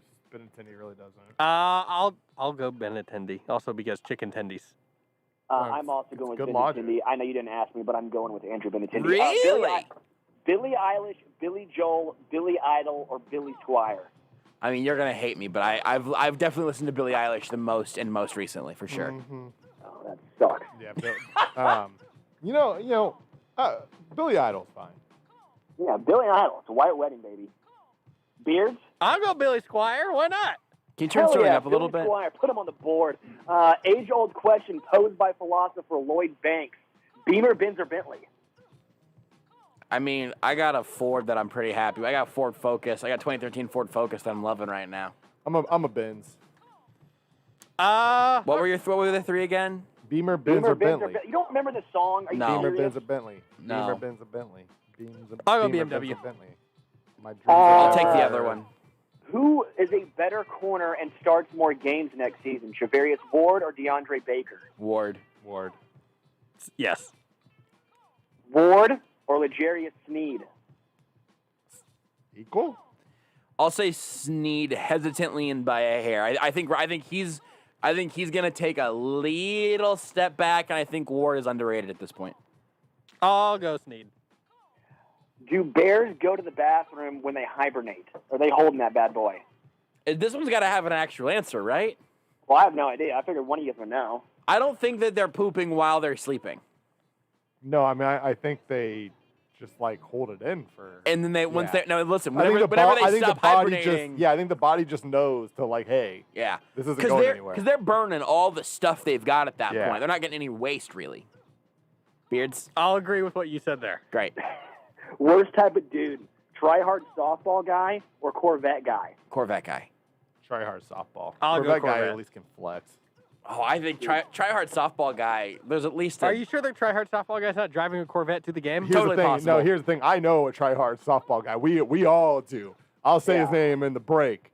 He's not a Corvette guy. I promise you that much. I can't believe you'd put Corey Dude, Anderson on blast like that. he wear like metal spikes. You know, he's got like metal spikes. He's got like the eye black Sterling, on. I feel like you want to be both Josh, of those guys. I promise No. you, once you're in the know Hell on no. this, you will know a softball guy, a try hard softball. Well, listen, guy. he would also like to be a Corvette guy, though, and that's He just would, it. but he's not. Once I'm in the know, you said? Yeah. Yeah, then I know. Then I am. Who gets off topic more? Brisco, Beards, Rudy, or myself? Oh boy. I come by it more honestly. Rudy does it sort of half intentionally. intentionally? Yeah. Beards does it surgically. I think you and I do it by accident. Yeah. Yeah. I think that's right. You That was Josh, just the correct always answer. try and stay on track most of the time. You have a goal. My goal is to get you off track. That's When right. you're off topic or when you get off track, it like there's a purity in it. because Yeah. something genuinely has Interested me. interested Yeah, you that distracted you me. think Yeah, that's right. either will make the show better or you just know you cannot move on with your life Yeah. until this has been mentioned. Yeah. Wow, that was the most self-aware thing any of the three of us have ever said. Yeah. That was really, that's all very true. And again, we were off topic. So who goes farther, Sixers or Celtics? Sixers. I mean, Sixers. Sixers. Yeah, I was just Beards. kind of Beards. Hey, Beards, do you want to answer that question, Beards? I mean, listen, they signed Jabari Parker today, so to the moon! All right, Clippers, Lakers, Jazz, or Suns? Suns. Suns. I'll go Clippers. Really? I'll go Clippers. I mean, I'm a little insulted the Nuggets weren't in there, but whatever. Dude, no Jamal Murray. Sorry, pal. Get him next year. Kentucky. Get it back. Worst strip club song, Build Me Up Buttercup, or It's Not Unusual? I think It's Not Unusual made me laugh, so I'll say the other one because I actually kind of love the idea of Agreed. it's See, not here's the thing. unusual, and there's just Here's the thing. butts. I think Build Me Up Buttercup is a great strip club song because what are you building up? Buttercup. I think it's not unusual to find love in a hopeless place. That's basically the Rihanna song, you know? But that's what I'm saying. The question was, what's the worst strip club song, right? Yeah. So, yeah, that's what I'm saying. Build Me Up Buttercup's a good strip I'm saying that club one's song. worth. No, disagree. Oh. Beards on the other side of Okay, history on so this what one. I'm saying is, yeah, the other one, It's Not Unusual, is the worst strip I'm club saying song. that might be the world's Yeah. best strip club song. Gotcha. I'm saying it's not. What place are the Royals finish in the AL Central? 1, 2, 3, 4, 5. Josh, you're first. Even though we've completely destroyed that order several times already. Do we lose Brisco? No. No. I'm just trying to decide how much of a dumper to be. I'll say, you know what? I'm feeling pretty good. I'm going to let Rudy go first. I'm going to say third. That was going to be my answer. I was also going to say third. Yeah, third was my preseason pick, and I got to stick with it. We might save it to two. You can see it two. Yeah, Maybe see I think they can two's play on for the two. table. I think two is totally possible. I think one won't happen. I think two is completely possible. Yeah. Probably going to be three. Sure. All right, how you know you're getting old? You have throw pillows, or you God. drink decaf coffee? Decaf coffee is way Your worse. back cracks every second. This show's gotten really old the last couple of days, but throw pillows they're a nice little accent, and also they can come in clutch if you need like a couch nap or maybe somebody else, like a friend crashes on the couch or whatever. Decaf coffee is absolutely worthless. Never had it. I'm drinking decaf coffee right now while sitting on throw pillows. Sterling! So, Yeah, that doesn't make sense to me. Why? I don't like the taste of coffee, but like, what's the point of coffee is for energy, right? Like, so like, why? What's the purpose of decaf? The taste. Call me Tyga. I mean, that's like me drinking an energy drink that has no energy in it. You bought one of those, you hypocrite! What? You bought a G Fuel But it's like not an non-caffeinated. No, like it's a rehydration Rudy. thing. Like it's not like there's no purpose of it is meant for. It's basically an energy drink without. It's basically a decaf. It's not It's an a energy decaf drink, G though. Fuel. It's not It's an basically a energy decaf G It's Fuel. not an energy drink though. If you Right. get a Decaf coffee's not energy either. drink, my goodness, that is gross. I am thoroughly disgusted right Now what? now. I'm confused. What else? You do basically think- bought a decaf G Fuel. Is my argument here. Maybe. I mean, I bought a Gatorade. It's just Gatorade is what it is. Decaf coffee is just brown water. I mean, maybe. All right. I figured we're done there, fellas. I was waiting for you guys to just I mean, yeah, hatch it. maybe Beers, it what's just your- comes what's your to I answer? just don't like the taste of coffee. Decaf. Decaf coffee is really sad. I really don't like it. All right. I One think more that's my on thing. I just don't old like the train. taste of coffee. Last one. On the old train. Okay. What is an older thing? The loud sigh you make when you get out of a chair, like you're like, Yeah. ugh, you know that, or we need some rain. Oh, we need some rain. Yes, we need rain. Yeah. I'm gonna go the other way Yeah, on this. yeah. Here's my logic. The getting out of the chair grunt thing is getting old. Yeah. We need some rain means You're- that you you're are you're old. basically a dad. Yeah. I think that might be dad specific. I've never heard a mom say we need some rain. I feel like that's a very gendered sort of stereotype. It's dad talk. That grown out of the chair is universal. So I think that's the Yeah. better sign of getting old. We need some rain as dad lawn energy. D's or Bofa? Say that again. Yeah, go ahead and say it again for Rudy. D's or Bofa? Rudy, do you know what he's saying? Bofa. You asked for clarification. I feel like you don't really know what's going on. I don't, but I stand with You Bofa. can Nope, ask him for Nope, I don't want it. I stand with Bofa. Bofa what, Rudy? Bofa. Bofa what? Bofa. But Bofa what? Bofa D's. Bofa D's what? D's Brian.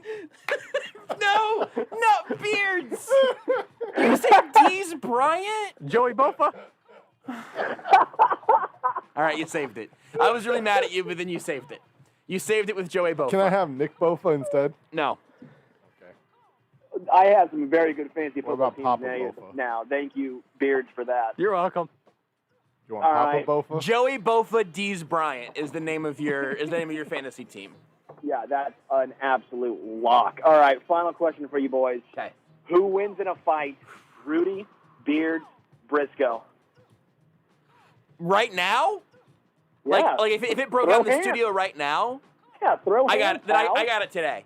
I got it today. Rudy's back is bleeped up. I think on just about any day, I think I would still go with Brisco. Like I wasn't even thinking about my back, but like yeah, Josh. You got length, man. You got that. You got those Yeah, Andy but- Reid offensive lineman long arm. But Listen, like, there's an ore that I can go get. I don't that'll really. change this whole equation. Here's the problem. I don't really want to fight anybody. Beards is gonna be too busy playing games on easy baby mode, and so like he won't even know it's coming, and then like you'll win. Or You what, got the Beards? energy. An ore. Or what? D's Bryant. Yeah, Sterling, what's your answer? Who would win in a fight? For the three of us, and then I also want to know if you being in the fight changes anything for you. Josh also has a lot of pinup rage. That's true. I think that Beards would have a very strong chin, but I don't think he would be able to throw a punch.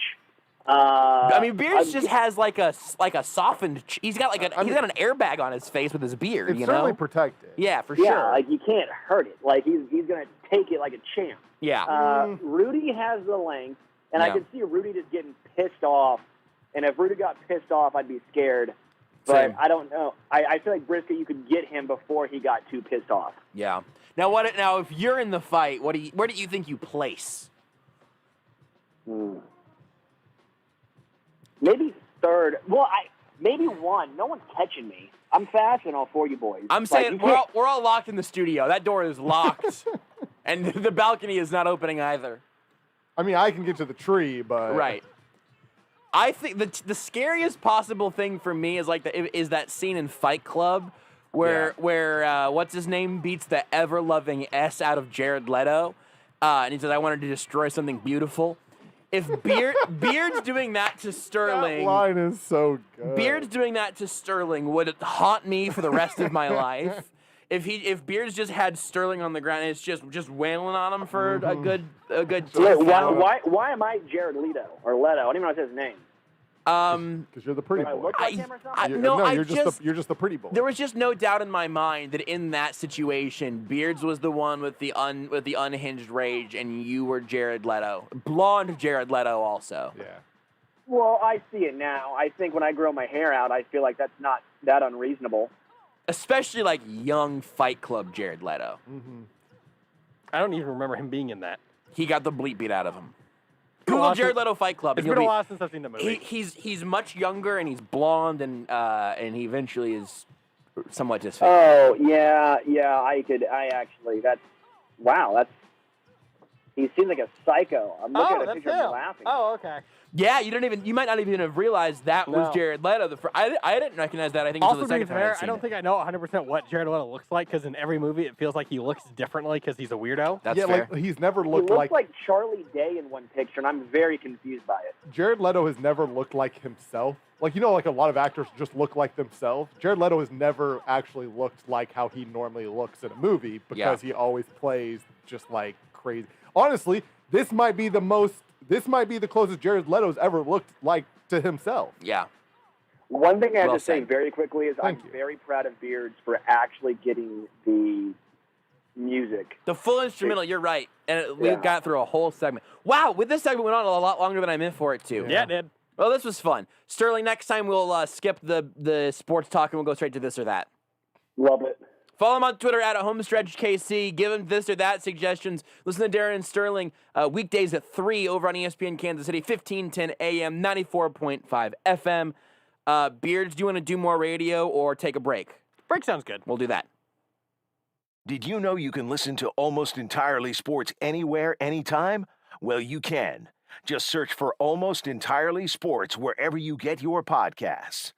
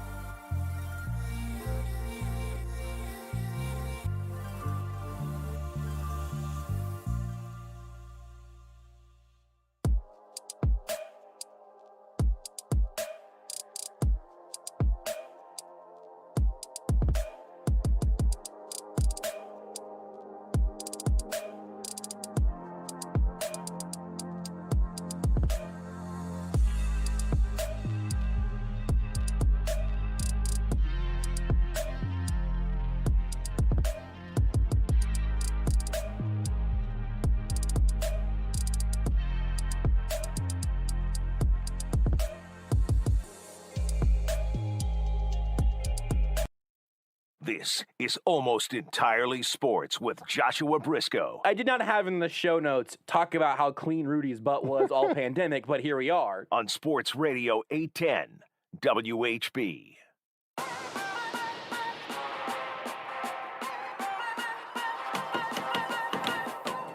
Rudy mentioned this about an hour ago. I said we'd get to it after we talked to Sterling. We talked to Sterling for too long, but we can still talk about it now. Rudy, set this up for me, and then give me your take, and then I'll give you the counter take. We're gonna have a fight. Yeah, so there was a, let me scroll up so I can just get the name because I want to make sure who had it right. Greg Rosenthal, he's an editor for Around the NFL, basically had a general manager power ranking NFL draft edition, and this is basically just ranking, obviously, the general managers based off their drafts. Now, he only went back to 2015, and so for some of these guys, they've been with their teams obviously much longer. Some guys haven't been. Basically, he has his top 10, and the starting point is at Brett Veach. He has ranked at 10th. Now, it should also be noted for some GMs, he also has the head coach there because it's for some spots, at least in his mind, it's pretty clear that the head coach is also very much the GM, Right. like in Buffalo and Seattle. For the Chiefs, it's just Brett Veach. Which there's probably some truth to that, right? Like Andy Reid obviously is involved in the process because he's Andy Reid, but I do think it's not Bill Belichick. Andy Reid trusts Brett Veach, I think, to do the legwork, and he trusts his decision making, obviously. And if Brett Veach loves a player, I think Andy Reid's like, yeah, like I trust you to. That's make kind of that interesting. decision, I think right? Andy Reid is as involved as Sean McDermott, so that's a little bit of a weird one for me. But that's fine. Yeah. That's fine. Whatever. But anyways, so he has Brett Veach at 10, obviously best pick, Patrick Mahomes. And now Brett Veach was not the general manager, but he obviously gives the credit to Patrick Mahomes because Right. we all know the story. Worst pick, obviously, as we all know. Clyde Edwards-Helaire. Yep. No, Breland Speaks. Oh yeah, Never on the ground. Second worst. that was a joke, everybody. I made a joke. Yeah. Clyde Edwards-Helaire is actually not even mentioned in the write-up because it's not great. And there are notable things. He says, like, hey, Brett Veach could be number one just simply for drafting Patrick Mahomes. But so far, only two of their other 23 draft picks, with 3 players total, have started at least 25 games. One's Patrick Mahomes, one's Derek Nottie, one's Kareem Hunt, who is obviously not on the team. Now, some of that we expect to change, right? L'Jarius Sneed's got a chance, obviously, in theory, Sure. shatter that. McCole Hardman's got a chance to eclipse that as well. And he plays plenty, but maybe, isn't getting quote unquote starts. Mm-hmm. But Give me know. the take you're floating yeah, out yeah. as So to where I Veach had- is at and where he yeah, should be. And so I had this. I heard. I don't want to give him credit. I heard people talking about this earlier.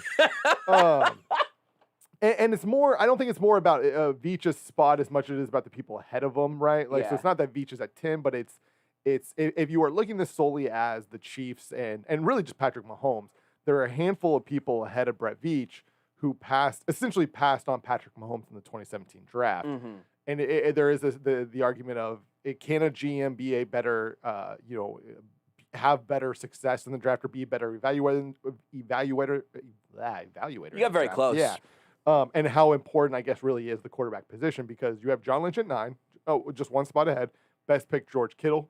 Great. I mean, 5th round pick. That's an amazing pick, right? Sure. But in 2017, he drafted Solomon Thomas and Reuben Foster. Let's skip to the Bills for the sake of that one. Yeah, Where the Bills pick ended up being Patrick Was Mahomes. Patrick Even Mahomes. as they got Josh Allen, right, and all that stuff. Yeah, now But- they literally turned, and Brandon Beane, Sean McDermott's 4th.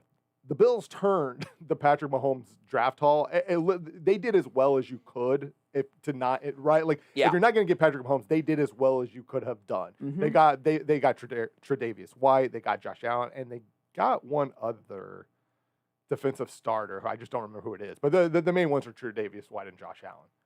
Really good. But they are 4th. Best pick Josh Allen. Worst pick Zay Jones.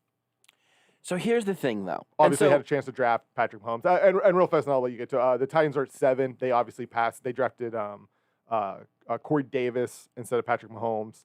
And then I believe there was one more, but maybe that was it. I think that was it. Here's the argument you're kind of building towards is Brett Veach is at 10, and he should be higher than that because they got the quarterback right. Getting the quarterback right is a cheat code. Absolutely.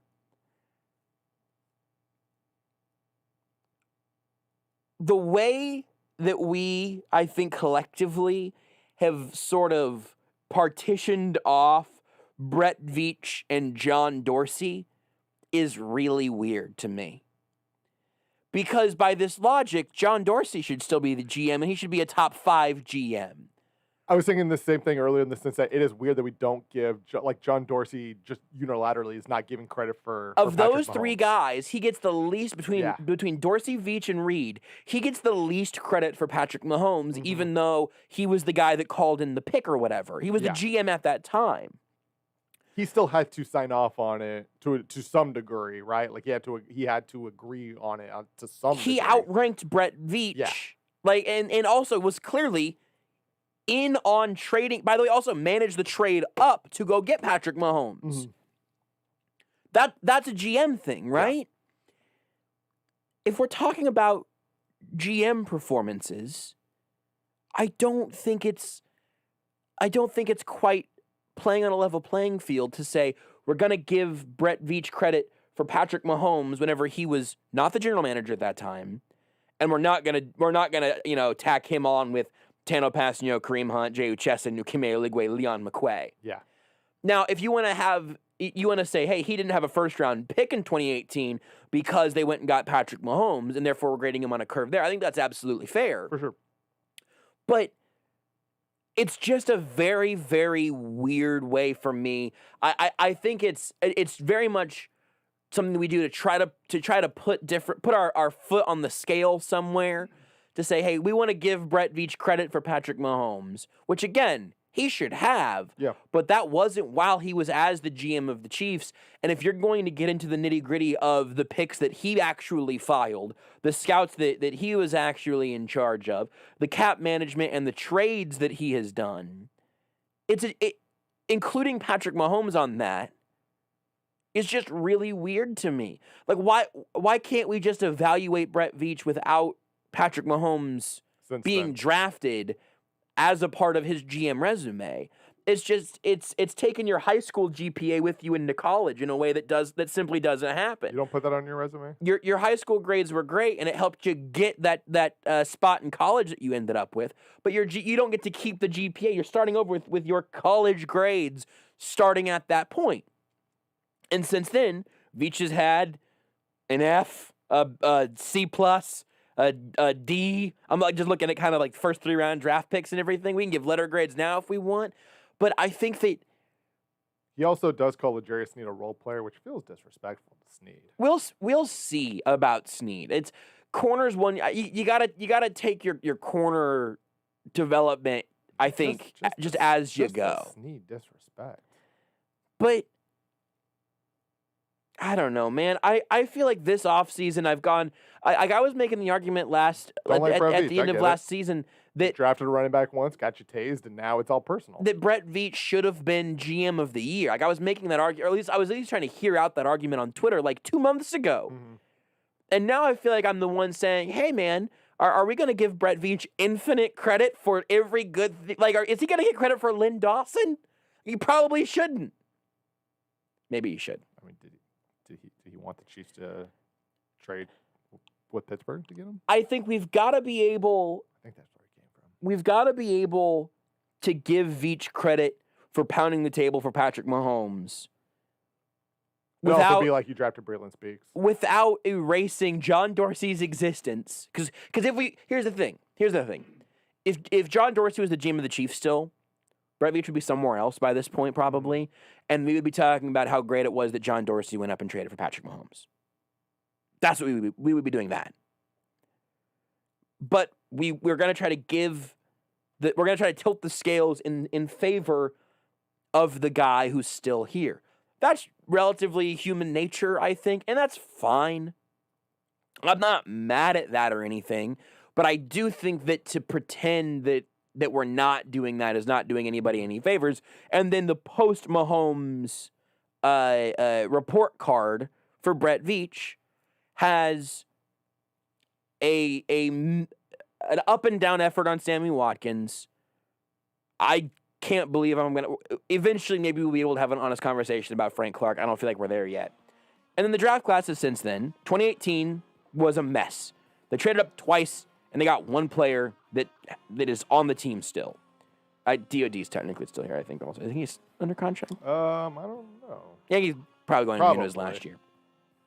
But Derek Nunn is the only guy from that class that's done anything. Yeah. Juan Thornhill, really nice pick in the second round in 2019. They traded up for McCole Hardman. Was not the best receiver on the board at that point. Well, Rashad Fenton in the yeah, we'll sixth. still That's see. a role player that you'll say, I'm fine with Yeah. that.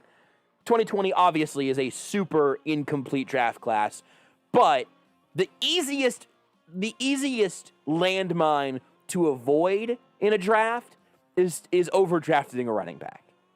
Like, that's the easiest possible thing to avoid, where then you can do whatever else you want with that pick, and it's going to help your roster in some other position down the road for years to come. Brett Veach pounded the table for Patrick Mahomes. That's great. Let's also just be honest about it. You are listening to Almost Entirely Sports with Joshua Brisco on Sports Radio 810 WHB. It's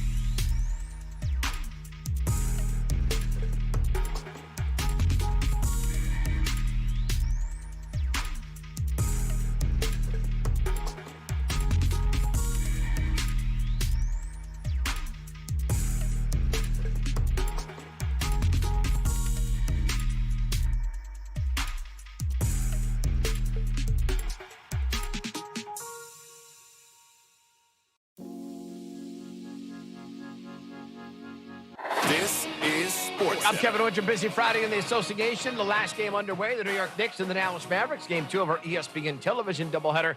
3 minutes to play in the opening quarter. The Knicks with a 23-21 advantage. New York starts the night 6th place in the Eastern Conference. Dallas, meanwhile, 7th in the West. The 7th spot would mean you're in the play-in tournament. That's what New York wants to avoid. Top of the Eastern Conference tonight remains the same. Philadelphia by a game over Brooklyn. Each team a winner. The Nets beat the Charlotte Hornets 130-115. Kyrie Irving finished with 12. Joe Harris 26. Kevin Durant 25. Still no James Harden off the bench. Landry Shamet had 20 for Brooklyn, which goes to 38-18. Philadelphia is still a game in front. They hang on for a 106-103 victory over the Clippers.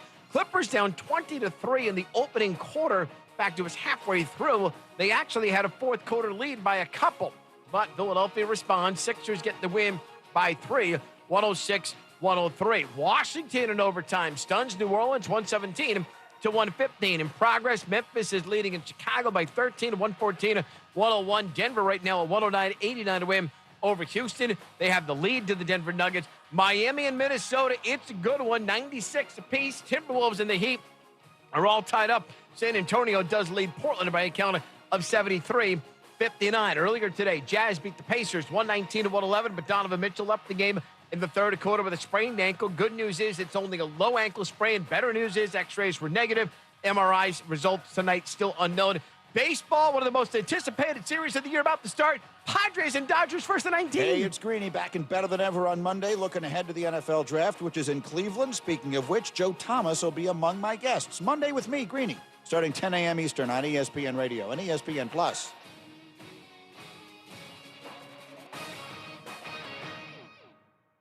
This is Almost Entirely Sports with Joshua Brisco. You're our number one option, Scott. Thank you for being here. Sorry for prying you away from among us. Go lie to your friends, and hopefully I'll have a chance to be once again absolutely massacred by you in that game at some point soon. I wouldn't call us friends, but certainly colleagues. Thanks, Josh. On Sports Radio 810 WHB.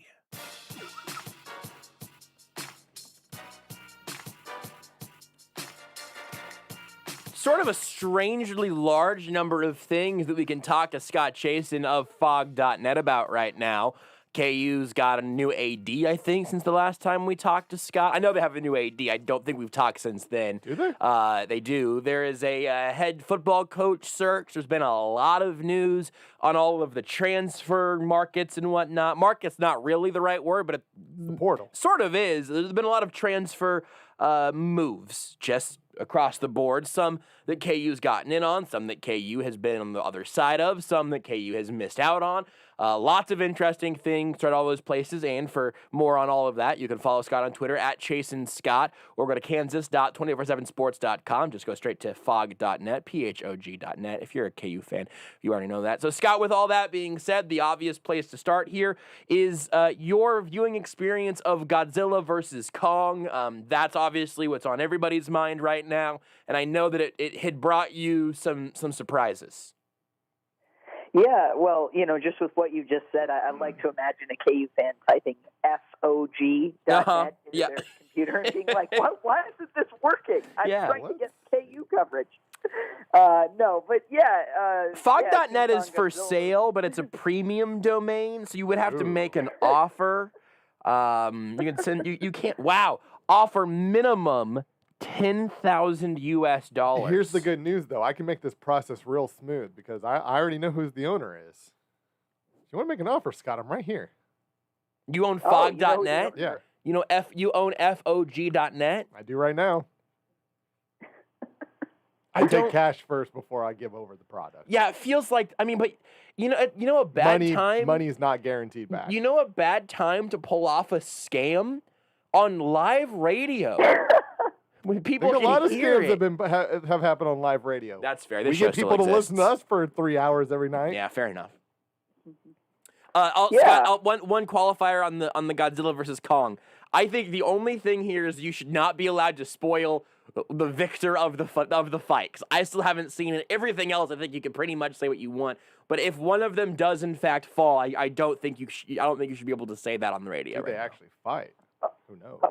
Okay. Well, I think it's the name of the movie, but I was confused. I did not expect the Godzilla versus King Kong movie to be so plot dependent. I did not expect it to revolve around the cinematic universe where 20 minutes into the movie, first of all, I didn't know who the good guy and bad guy was. I would have gotten that one wrong. And I think I had to Wikipedia some stuff. I had to read like a book.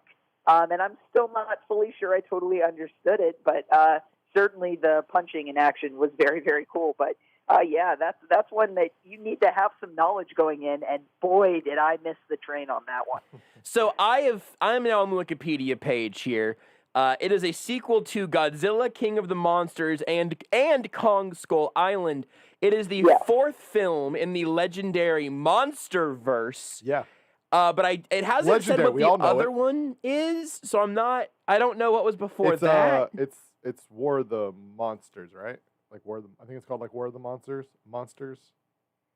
I think that's the one that you actually have to see, though, because like I'm aware of the general concept. I already said that that's one. what it is. I already said that one. So there's the one before that with Bryan Cranston.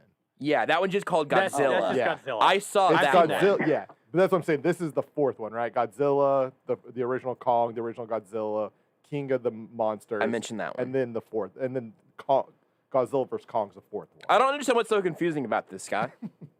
Yeah, well, the thing is, it's like I am aware of the general concept of King Kong, which I believe is like a giant monkey that they find on an island somewhere. And I'm aware sort of I've never seen a Godzilla movie, but Godzilla seems to be a person that came out of the ocean. Not a person. Destroys Not towns. a person. That would be your biggest I confusion. mean, well, you don't know.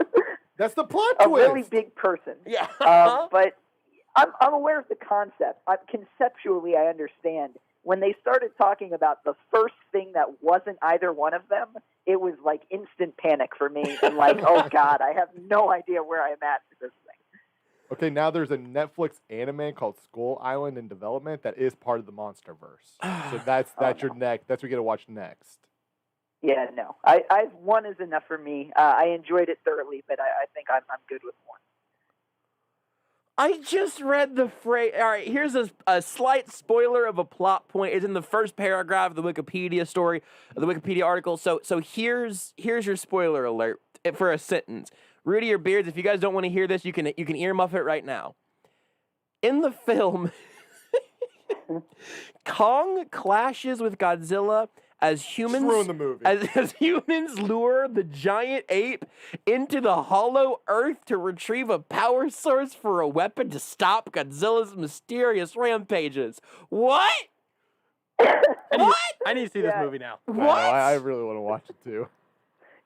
It's crazy, Josh. It had some Avengers. I think it was Avengers Infinity War a little bit to it. And I was texting with friend of your show and mine, although I don't really have a show, Sean Collins. Yes. About the very topic, and he was right on board. I said it was kind of like Avengers Endgame, and Sean, who obviously understood what I meant, said, "Oh, actually, you're stupid. You mean Avengers Infinity War?" And I said, "Thank you for that." Yeah, but I imagine knowing Sean that Infinity War is the one where there is essentially no hand holding at all. There is no catching up. Yeah. You either know all of these big fancy superheroes in their shiny costumes or not, and this movie is off to the races. Well put. This is insane to me. Okay. I'm here for like obviously the Marvel Cinematic Universe created this, where now other people are trying to create this massive universe. The Marvel one I think is legitimately good. I am here for other bad cinematic universes. Like I'm ready for the Monsterverse to have 20 movies that I will binge watch. I'm ready for a Mortal Kombat. I have a weird thing like where I just love like the Mortal Kombat movies, and they're talking like there's a new one coming out. They say if it's good, there's gonna be a Mortal Kombat universe, and I need this. I need these universes of mediocre movies. Wasn't the 2017 Mummy movie supposed to be the start of another one, but it was so terrible that they put a bow on the whole thing? Like, never mind, we're not doing this. It was like the Dark Cinematic Universe. Hold on. I saw that movie in theaters, so I was excited for that movie. I enjoyed the Mummy movies before it. Yeah, the Mummy movies. People hated that movie there was nothing wrong with that movie, but everyone did hate it. I will grant you that, and it literally destroyed the cinematic universe. If you have Rotten itself. Tomatoes up, don't say the answer yet. No, I stop was looking. Stop. No, Nobody I'm Google. not looking at. I'm answering Beards. I was gonna play the Beards, game. The film's poor box office led to the discontinuation and cancellation of the Dark Universe. Yeah. The Dark Universe. Yeah. Okay. So, Scott, we have a game. It's called the Rotten Tomatoes game. We have to guess the score. If we get within 10%, you win. Or that's 5% either direction. So, which one? Who was this? Tom Cruise. Yeah, this is the one with Tom. Okay. What year did this The come one out? with 2017. The one with Brendan Fraser. Those three. No, movies we're not It doing was talking a about this. funny movie. They were It was great. a funny movie. Yes. It was fine, but people hated this movie. I think I know. By the way, I haven't looked it up in a long time, so I don't know exactly. But I should guess last because I Okay. think I have a pretty good That's idea fine. of what the score is. Rudy, let's go audience and then critic scores. Guess your guesses. So I'm gonna say audience probably was around 52%, and just based off the way the critics, I'm gonna say was like 5, just based off the way it sounds like. I'm gonna go 55-25. Okay, hang on. So I'm Scott, I'm- what's I'm your number? 52.5. I'm gonna go 28-12. Wow. Okay. That's a stat line. Critics first. Critics first on me. The critic score is 16%. We were all very close. The audience Yeah. score is 35. Wow. But Scott, you would have called it fresh. Yeah. No, it was enjoyable. Again, I didn't watch that movie expecting to see the movie version of Shakespeare. I watched that movie to see Tom Cruise maybe be a mummy. I don't really even remember what happened. Look, I like the original Mummy movies with Brendan Fraser. I mean, Yeah, they were I watched great. them when I was like a kid to where they were even scary to me, and I liked them. I think The Rock ended up in one of them Yes. somehow. Yeah. It was, Yeah. it was pretty cool. I never 'Cause watched the Rock any of was those. the Rock was a Scorpion King, and he had his own movie, Scorpion King. Huh. Yeah. I never watched any of those because I was always afraid of mummies anyway, and I didn't need that in my life. I've only seen the first one. It's good. So they were gonna do a whole, essentially, Universal Studios monster classic universe that had Frankenstein, Dracula, the Mummy, the Invisible Man, and the creature from the Black Lagoon. That was the Dark Universe? That was what the Dark Universe was supposed to be. I don't think I needed that. Oh, also Phantom of the No Opera, one the needed Wolf it. Man. No one. I was kinda asking want for it, though, guys. now. It was just something they tried to do. I kind of want it now. All right. Well, I don't. Scott, we gotta get back on the rails here because I do have a handful of things I want to ask you about. Specifically, also why you want to talk about this Zillow listing so badly. You texted this to me a long time ago. So next time we do radio, can we talk about this? I said, of course. It is a listing from Zillow Gone Wild. It is a house in Raleigh, North Carolina. There's a lot going on in here. I can even tweet out the listing if people would like. Or at least send it to us so that we can see it. Well, I mean, the show is for not just the 4 of us total, so No, I would like it's to Other people are include listening? No, it's not. other people. Oh It's boy, I only for regret us. a lot of things I've said. Scott, what is it that Yeah, what is it that you found so alluring about this wonderful, wonderful home? Well, it's funny. I forgot to actually bring it up, or I forgot that I had brought it up because it had been a while ago. But I don't even think I don't follow this account. I got it suggested to me somehow, and it was a home listing, and it gets progressively weirder and weirder. Maybe weird isn't the right word, but like it starts with like a mini golf course, then it has like an indoor pool that looks really nice and fancy. Then the bed, which is like a formal full like queen size bed, is on a swing, which is a little weird, with a mirrored ceiling, which you can draw your own conclusions from that. Mm-hmm. And then I looked at the price of this house, which looks giant and has all these features and things. And it was like a very reasonable, affordable house. And I just had no idea what to make of that whatsoever. I thought you could offer some good perspective and probably better descriptions than me. Well, see, yeah. So I've got it up right now. So this is the thing. So it's 3-bed, 5-bath, 5-bathroom with an That's indoor a- pool. Ooh, It you looks forgot the square feet. It looks huge. It's about 5,700 square feet. I don't know if that's a lot, but the pictures, to your point, Scott, make it seem like a mansion, and it looks like it was designed by somebody. It was built in the 80s, if that helps at all. Well, so I guess It does. yeah, but it's like really well done Yeah. 80s, right? You guys Yeah. understand what I'm saying? Or Yeah, at least yeah, for renovated. There's a weird, like, maybe this is a sauna of some sort. That's a little strange to me. But the whole thing is $900,000. Like, it's listed at $900,000. That's after a $50,000 price cut, too. And so, I mean, if you would have shown me these pictures, I absolutely would have guessed that this was like a $2 or $3 million house at least, and maybe a 5 or a 10, because I've got no concept for any of this stuff. It has a web bar. I just here's the thing. Now, the entire swinging bed is very weird. I don't, because listen, With the mirrored ceiling. Well, so here's the thing. The mirrored ceiling, we're all thinking it, all right? Yeah, the of mirrored course. ceiling has some sort of perverse logic to it. Yeah.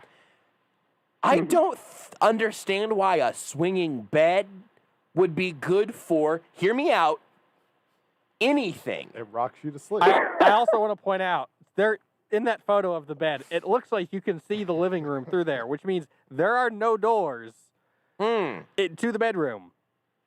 I think that's like the upstairs, essentially an upstairs, not living room, but No? I think that is, well, actually, No. you know what, Beards? I think you might be right.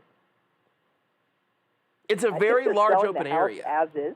I don't I think think they're selling it as is, which is also very disconcerting to me. This is a house with no privacy, basically. Doors don't exist. Well, yeah, because whenever you have a mirror over the bed and the whole bed swings, It's true. you're pretty much You hanging don't care dong in about that house privacy 99% of the time. Like, you're just always... Okay. It also has a giant backyard. So, but the guest bedroom looks actually just very... Yeah, it looks normal. Just looks normal. Well, yeah, it just looks like a hotel guest bedroom. It's for whenever your non-swinger friends come over for the Yes. night. And by swinger friends, you mean the people who like to swing on On the beds. bed, Just right. literally swing. Yeah, what else would I Swing mean? enthusiasts, Yeah. you might call them.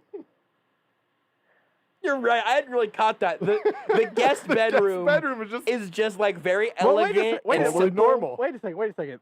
It listed as 3 bedrooms. It is not showing this 3rd bedroom. I think 2 of the bedrooms have swings. I think 2 of the bedrooms have swings. I think that might be true. The 3rd bedroom is just the house. Yes. It's all a bedroom. It's very The weird. mini golf is the 3rd bedroom, or the putting green. I guess it's not mini golf. is. I feel like I have looked at these pictures 15 times and have not positively identified a putting What green. is this furnace it has? Oh, you're right. I think that's what I said. I think a sauna, maybe. There's a lot of fires. I see the putting green kind of in the outside of this shot here. On the now. actual Facebook post, you have a better shot of the putting green. It's really Yeah. here's the thing. Most of the comments are like somebody said, I live near here, and I understand the phrase "never meet your heroes." But I keep looking at this thinking, Who's selling this house? I would definitely live here for sure. Where is this house? Is this Raleigh, North Carolina? is this Mike from Duke's house? Yes. No, this is way too cool for Mike from Duke. Oh yeah, you're right. So you know what? I didn't realize that was a putting green thing because that might be kind of the shoddiest part of the entire home. Yeah. It's just kind of some fake grass with a hole in the middle. And it's very small, too. Yeah. I mean, I'm in. So, Scott, did you want to try to put a bid together? This is like a dual fireplace too. I could do this show remotely, probably. Yeah. Could buy my own equipment. I mean, and we stuff. could all do our job. We've all learned from the pandemic that we should be renting out this house, which clearly, look, the thing about it is, and the reason why I texted it to you, and the reason why it's so weird to me, is because of what you said, which is obviously, I guess I don't know how big the house is. I didn't look at the square footage or whatever. Almost But 6,000. The fact that it's a reasonably priced compared to like $1 million home, or millions of dollars given everything it has, makes me think some horrible, unspeakable things have taken place there, and I don't know of what variety. Here's something here. Okay. I have a guess. Here's the home's worth. In December 2015, it was worth just under $300,000, and then all of a sudden in April 2016, it was over $700,000. Renovations, housing market. I don't know, man. I'm just saying something in 6 months, which tells me they got rid of all of the sex ghosts. somebody famous bought this. Right? Somebody famous owned this house. Mike In Raleigh? Mike from Duke. I disagree, Rudy. Somebody rich bought this house. That's the difference I would make. Because Mike from Duke's not rich. No, but I don't think it's a fame thing. I think somebody with money and with no There interior was a designer. post that literally said, "Never meet your heroes." It's the house itself is a hero. Also, I just want to point out very quickly, it's going to be really easy to clean under those beds because you can just swing them over to the side. The Roomba hide will- anything under there. The Roomba will, you can't hide anything anywhere in this house, clearly. Ooh, there was a pending sale on it, and back in April 3rd, but then it was listed for sale again on the 16th. So, and that's when it dropped by 50 grand. Ooh, this thing, they've been trying to sell this thing for a bit. It originally started at $940K, and then they dropped it to $899, and then they dropped it to $849. So they've been trying to sell this place for a while. It's funny that the first descriptor here, back on market, $50,000 price reduction, rare find, ITB, ultra private home. Ooh, builder/contractor's house needs work. Open floor plan with soaring 27-foot ceilings. Work from home with stunning views. Windows galore. Palm tree-lined indoor heated lap pool. Billiards room.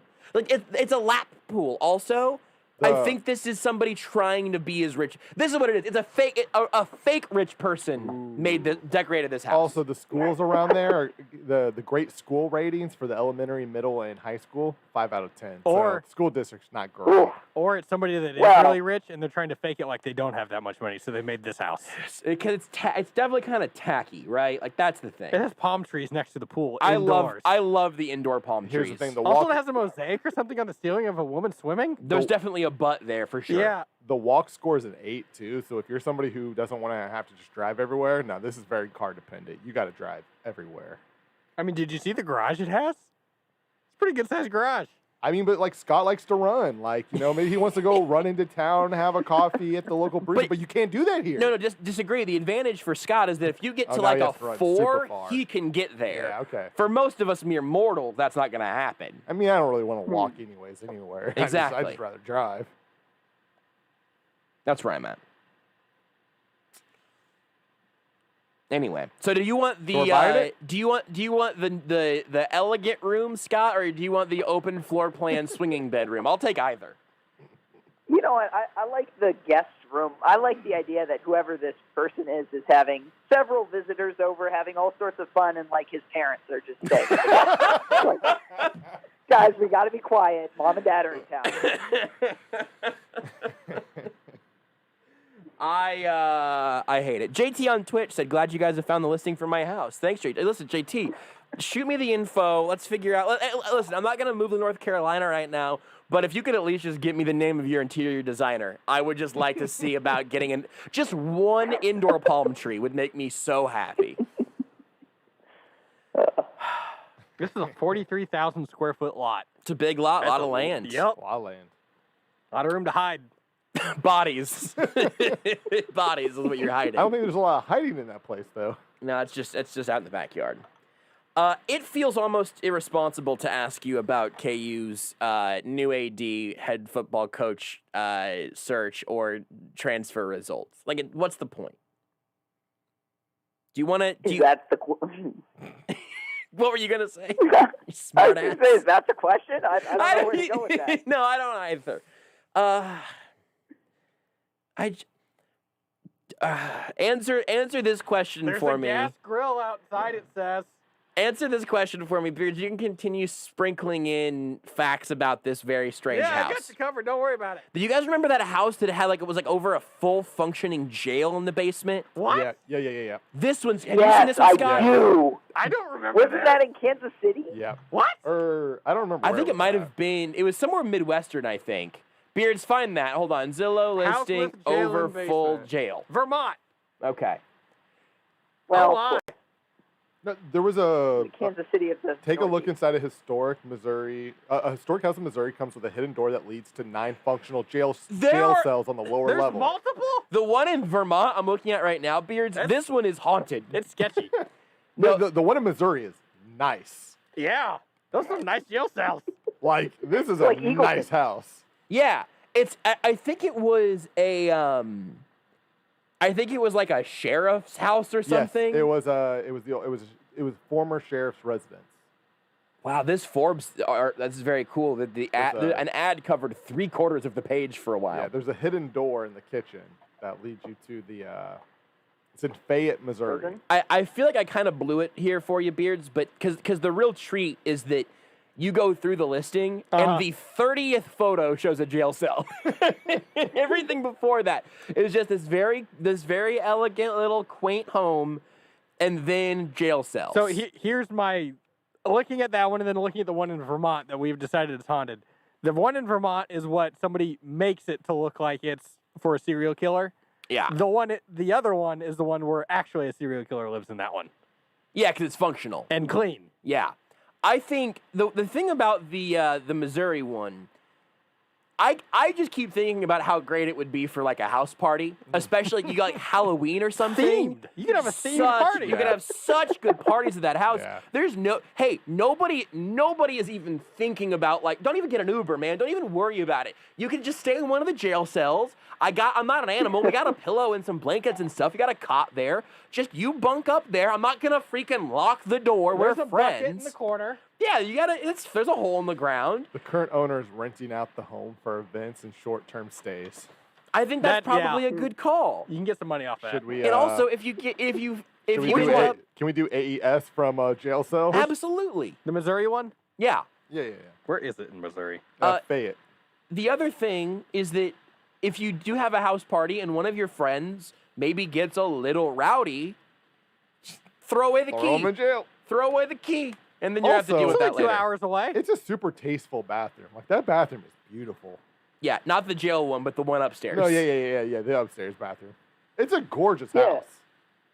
The thing is, and Josh had it correctly. When I first saw this house, it was like, you need to look at this listing. I promise when you get to like photo 27, like you're gonna freak out. And it was like, okay, normal house. Oh, it's a jail. Like right. This is legitimately a jail. And I think that's the moment when it turns. I have another housing question because it seems like the three of you guys are really experts on the matter. Yeah. Every now and again, I'll be walking or running and just see a house I really like.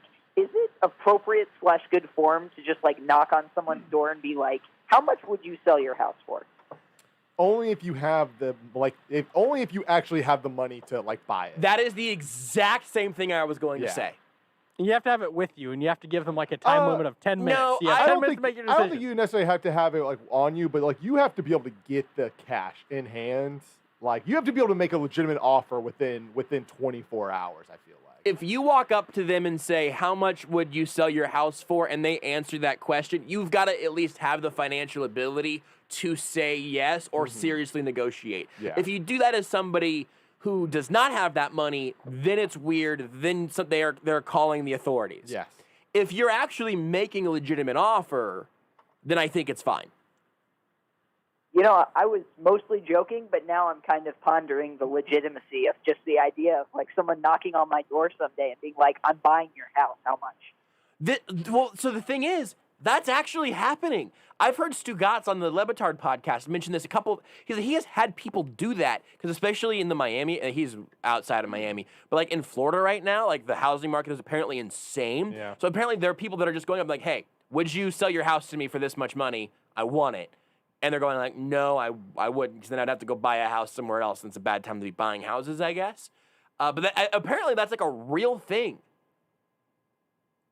So how do you feel about the state of the KU basketball roster at this point? Like with who's transferred out? Were they in on some of these guys who have landed other places? Have we heard anything about Christian Bishop lately? Did they make a move? Listen, Beards broke some news for us about an hour ago that Christian Bishop had gone to Texas. About 2 hours before that, he was very excited to break that news. Brady Manick going to North Carolina. Your thoughts, Scott? Yeah, do you want some serious thoughts? I asked for your thoughts. I don't know why you would second guess me that way. All right, fair enough. Well, look, Christian Bishop was definitely a player Kansas recruited. It was low-key kind of crazy that Kansas stayed in that recruitment as long as it did and did as well as it did, because, the two schools, North Carolina and Texas, were offering Christian Bishop, Creighton transfer, obviously from Kansas City, like a huge role, whereas Kansas was basically saying, like, yeah, come in and probably be a backup, competing for 16 to 20 minutes per game. North Carolina got Brady Manick today. I tend to think Christian Bishop was going to North Carolina before that happened. I think Brady Manick got out in front of him and kind of made his decision for himself and made his decision for Christian. Now Christian's going to Texas. I think that's a good pickup. But I think KU basketball has a pretty complete roster at this point. They're probably one name away from finishing it off. But, It's funny to think about, like, a lot of, I think you mentioned this when we started the show, a lot of, like, the targets and stuff like that haven't really worked out, or they've been in on this guy, but he's gone elsewhere, whatever. And yet the roster is just about as complete as can be. It really just comes down to those two guys testing the NBA draft waters right now in Ochai Agbaji and Jalen Wilson. Because if those two guys come back, Kansas will be pretty much undoubtedly a top 5, top 3 preseason ranked team, even with some of the losses they've had. We don't know for sure about Marcus Garrett at this point, I don't think, right? And do you have a read on him? Yeah. And here's the thing. Like, there were some, like, light rumors, I would say, that started when Kansas got Joe Yesufu, who was a point guard transfer from Drake, saying, oh, Marcus Garrett would love to play with him and come back and play off ball and all this. The answer is Marcus Garrett doesn't want to come back to college. He wants to go pro, and it makes sense. He spent 4 years in college. That's what he wants to do. He wants to be good enough to do this professionally and make some money doing it. At this point, it remains to be seen if he'll be able to. I think it's hard for coaches to kind of figure it out, although his scholarship is basically a free scholarship because of the NCAA's rules. But I got to think 85-15, him leaving, or 90-10 even. It seems very likely that he'd be gone. Ochai Agbaji, I'd put a little bit closer. I'd say that's more like 65-35, 60-40, leaning towards staying. And then I think Jalen Wilson is a very heavy lean towards staying, maybe 85-90, somewhere in that range. But, yeah, I mean, I don't see Marcus Garrett coming back. It would be very surprising. But I suppose there is at least that, potential outcome out there just because he can return. It wouldn't take up a scholarship from KU, and they'd love to have him back. With Agbaji, could he raise his stock with another year at KU? Because that would be the question that I would be asking if I was him right now. So I guess I'm asking you that question, even though I'm not him. Yeah, I think he can. I don't know how much, because the things he needs to improve on, like showing that he can be a consistent three-point shooter for another year, yes, that helps. Does that really change his stock all that much? He's already done it. So people know he can make threes. People know he can score.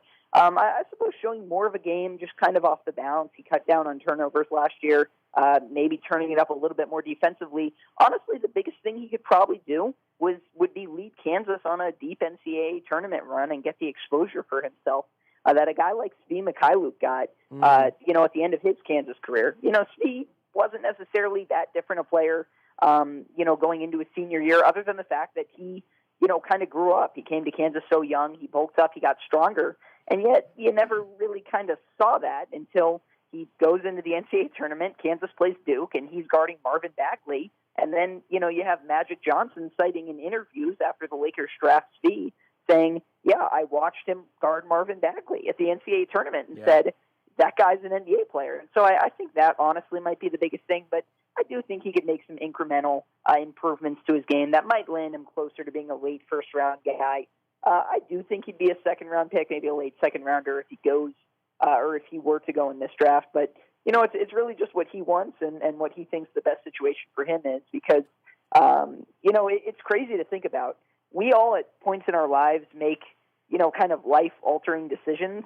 And this is one where it's all been, it's all about the timing because, he could go this year and that changes his life in some way. He could go next year and that does the same. For a guy like Wayne Selden, coming out after year one, that was probably the move for him. For Ochai Agbaji, he's where Wayne Selden was when Wayne Selden emerged. It was after year 3. He was more consistent. He was a better shooter. He showed more defensively, and that's when Wayne Selden decided to go. So it's really what Ochai Agbaji envisions. And, yeah, I mean, I do slightly expect him to be back, but it would not stun me if he, stayed in the draft process. Okay, last thing. I was going to just ask you who the next KU football coach is going to be, and I'm not going to do that because I have a somewhat serious version of that question, which is when is KU going to hire their next football coach? I think it's going to be really soon. If not, I think they've made a mistake with the process because, Travis Scott's only been at his job maybe, 2 weeks or a week and a half, something like that at this point. But he wanted to wait, and he wanted to be patient and say, I'm not going to declare anything until I've had a chance to listen and take in, opinions and all this stuff. And that took a week and a half to do.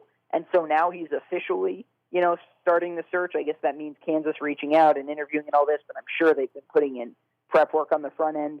I think they want to move this thing quickly. I think, maybe not a week, but a couple of weeks, a few weeks certainly by then, because it's already so late in spring, and you've got so much stuff going on that if you're going to actually bring in a new coach, and if that coach is bringing in new assistants, you need time for those guys to get acclimated. I think before the end of spring would be great if you can do it. If you can't, it's not a huge deal just because there is that infrastructure already in place. But I would say soon. It would not shock me at all if next 2 weeks, next 3 weeks, there's a new Kansas coach, and maybe even sooner than that. But you very much do not think they're going to do the thing where they play out the season under the interim basis while they figure that out. They're going to have a new coach before the season. I wasn't certain of that until I read the language that in the email sent out to donors yesterday, surrounding the coach, where Travis Goff called it a national search. And this is just my opinion. I think Emmett Jones is a viable option. I think players love him. I think recruits really care about him.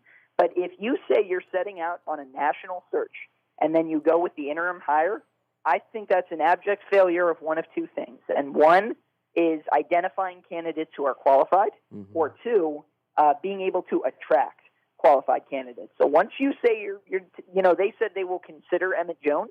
I think that's smart. I think he is very well liked. I think he's done a lot of really good things in Lawrence. But once you say you're going on that national search, to me, it really dashes the chances that Emmett Jones would remain. I suppose it's not impossible, but yes, I would very much expect outside name at this point. Okay, then give me a name or two. What if I said right now you can take whatever odds are out there and you're going to put a couple of bucks down on a couple of names? Well, look, if you gave me two, I think it'd be the same two that you're hearing just about everywhere right now. Lance Leipold at Buffalo. I think Jeff Monken is a name that, the information from his camp and his side of things has been really easy to find. I think if you talk to anyone who's even heard someone say the word reporter before, they've been told by someone in his camp that he would be adapting his offense to the job like Kansas. And I believe his buyout wouldn't be an issue at a place like that. So those are two names that kind of stick out to me. There are a bunch of others. We have a hot board up on our website for people who want to read, 5, 6, 7, 8, 9, 10 names that I think make sense or might be interested. But, those are two that I think a lot of people are going to kind of focus on. Willie Fritz is another one. I think he'd be a good candidate, although it does seem like that one has moved a little bit slower in terms of interest. I just can't believe that his last name is pronounced Leipold. I learned that, I think, today. Stunning. Absolutely floored. Yeah. I actually also learned that one today, hand up. And you know what it was? Another friend of your show, Nick Schwert. Nick Schwert, who is a radio host, who I care very deeply about. I go on his show all the time. He's a very good person. He is the worst person ever to take name pronunciation advice for. And I don't know how many times I have to learn that before I just stop trusting him. But yes, that was another Nick Schwert special where I was calling him Lance Leopold for a long time before I finally figured that one out. Shout out Jesse Newell for correcting me. Yeah, that's what I would have done as well, which makes me no better than Nick in that regard. Speaking of names, is it TT or Tai Tai? Is that serious? Yeah, a little bit. I've actually never heard his name, so I don't actually know what it is. Is that serious? Is a crushing response to any question. I mean, to be fair, I've always known him as Lance Leipold. I've always known that was how it was pronounced. It is Tai Washington. Okay. I never heard his name actually physically said. I've just only ever read it, so I just didn't know. Dees Bryant. That's a callback to 2 hours ago. All right. Well, Scott Chasen, thank you for joining us here tonight. This was a real pleasure. An expert on Godzilla versus Kong, a budding real estate mogul, and also covers KU for CBS Sports at 247sports.com. You can go to fog.net. That's pronounced spelled P-H-O-G and pronounced fog. Just trying to clarify as much of this as possible. Scott, thank you very much for joining us. I'm sorry that this segment went the way that it did. Thanks for having me, and I need to go call my realtor. Yeah, you really do. You got some moves to make. You can follow him on Twitter at Chasen Scott, at Chasen Scott, Chasen. It's pronounced Chasen. Like you're chasing Scott. You're chasing after Scott. You're chasing that house like in Raleigh. Joey Bofa chases a quarterback. I feel bad for. Here's the thing: I feel bad for people who don't hear the whole show, but I feel worse for the people that do.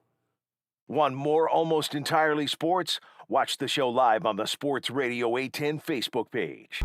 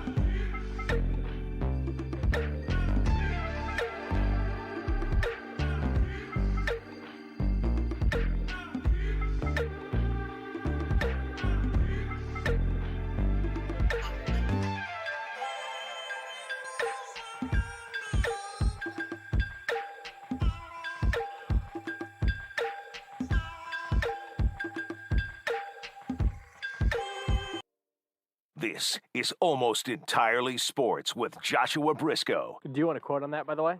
Sure. From Deadspin? Yeah. Ledger died in 2008 of January when, according to director Christopher Nolan, there we go. Director. On Sports Radio 810 WHB.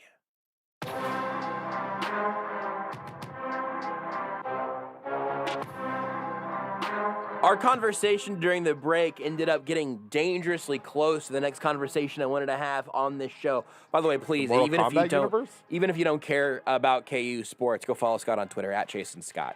God knows if you listen to this show, he's earned that. Yeah. Go follow him, please. I also took my iPhone out of my case to clean it because I got there's just some kind of dust and stuff at the bottom.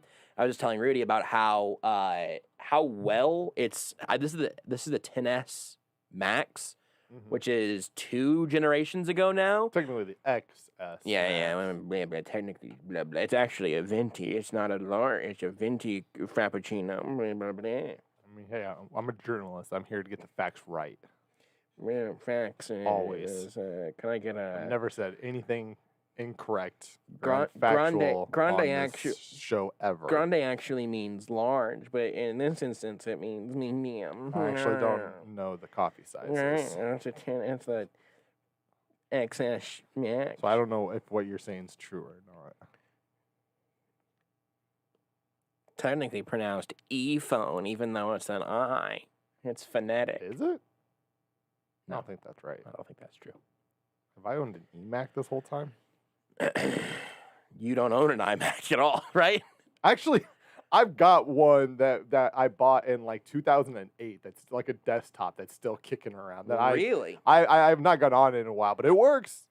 I need to like just go give it to a computer store and be like, hey, just give me $30 or whatever. I was just saying that for me, this is the first time I had owned an iPhone. And my Androids eventually, all after a year or two, they started getting to that point where they start kind of creaking along. I also think it's largely because I was always like putting other OSs on them eventually and whatnot that eventually kind of just got too big for the hardware. You were throwing a bunch of stuff on it. But people have always said, right? Yeah. Right, which part of the fun of having an Android. For sure. But people always said that Apple stuff starts dying out like pretty quickly. And this stayed great the whole time. I've been very pleased. I have always seen that, like, right, like when a new iPhone comes out, people swear that like iPhone does something to their batteries, right? But I mean, hey, like here's the deal: if you told me they did, I wouldn't be surprised, right? This is not I'm not out here to be like, Apple would never do anything fishy. They're a big company; I'm sure they would. I've just personally there's many terrible things that Apple has done. I've just never experienced my battery all of a sudden, right? Like, or the performance of my phone dying when a new phone came out. I personally have never experienced that. So that wasn't actually what I wanted to talk about. What I did want to talk about, what we got very close to talking about, Mortal was Kombat universe? cinematic universes, and then Beards. Do you remember what you said about HBO? What you want HBO to become? Yes. You want to say Do you it for want me the to say that now? Yes. Sure. That was Okay. sort of the, I don't know. I want It's So Rudy was rated talking about cinematic universes Turn off his mic. and all that stuff, and I said the thing that I want HBO, specifically like HBO Max, to be is the place that books went to and said, "Here's the entire series, make a TV show out of it." Because like one thing that I'd love is for like the Harry Potter books to go and be made into a TV show, because that would be sweet. You'd have more time to do all that stuff. It'd be great. This is the tweet I saw earlier today that I wanted to talk about at some point tonight. We got to that naturally. I was afraid you guys were going to get too close to this. Amazon's The Lord of the Rings. Oh, yes! To cost $465 million for just one season. I'm here for it. You've answered a question I haven't even asked yet, Beards, which is, who is this for? Me. Who needs this? Yes. Beards Who does. wants this? Yes. Why is this worth Yes. $500 million for one season? Because it's The Lord of the Rings. Beards. The first response, the highest liked response to this tweet, by the way, this is going to make Rudy absolutely effing cackle, just says, getting some cyberpunk bloated marketing vibes here. Which we found, I mean, it's the two things that Beards loves more than life itself, I guess. I can't say anything. I don't get it, man. I really don't. I don't. I did not enjoy pretty much maybe the first Hobbit movie might have been fine, but boy, those things ended up being super bloated. The third one was not great. They were super bloated. The actual movies as a trilogy, while also being not bloated but just big, are beloved for what they like. Everyone loves those. We've actually been rewatching those recently. Sure, and I'm sure they hold up pretty well. They're actually. flawless. Yes. Wait, what's flawless? Lord of the Rings Okay, the movies? Lord of the Rings. Sorry. Cyberpunk is flawless. I got slightly confused in there. That's fine. Which trilogy you were? The Lord of the Rings flawless trilogy. ones. Gotcha. Yes. And even if this is good, which is gonna be up in the air, I feel nothing for this series. And I enjoyed the originals, and I read The Hobbit, I think. I don't know, man. Like, this might be me being hella homeschooled at the front end, but, like, I would be more interested in them doing some sort of Chronicles of Narnia, like reimagining, or your idea of taking a book series of some sort, doing something different. I don't know why we got to go back to Lord of the Rings right now. It feels like a reboot too soon. It's not. It's a different story. Yeah, right. Yes. I think I knew that. I just don't know that I need to go back into the Lord of the Rings. That world. Oh, I'm totally there for it. It's probably the best made fantasy world that exists. And at least the one with like the deepest lore. As opposed to those fantasy worlds that don't exist. You know what I mean. I knew what you meant. The Hollywood Reporter has confirmed that Amazon will spend roughly $465 million US dollars, which is 650 million New Zealand dollars, for just the first season of the show. That's far above the previous reported estimates that pegged the fantasy drama as costing an already record-breaking $500 million for multiple seasons of the show. Which is 500, I think, New Zealand, they're saying. New Zealand dollars. Game of Thrones cost roughly $100 million per season, with its per episode starting cost around $6 million for season 1, eventually rising to around $15 million per episode in season 8. The Marvel TV shows are at $150 million per season. And I'm also curious, just like, what is that going? How are we going to see that? That's not me being critical. That's just me being curious. What is it that's going to make the Amazon Lord of the Rings series 5 times more expensive than a series of Game of Thrones? Because it's the Lord of the Rings. What does that mean?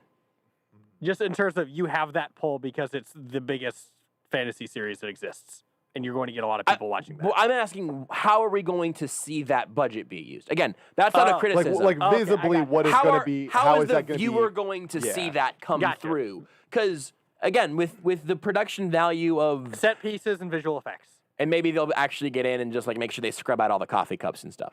Maybe it'll actually be good at the end.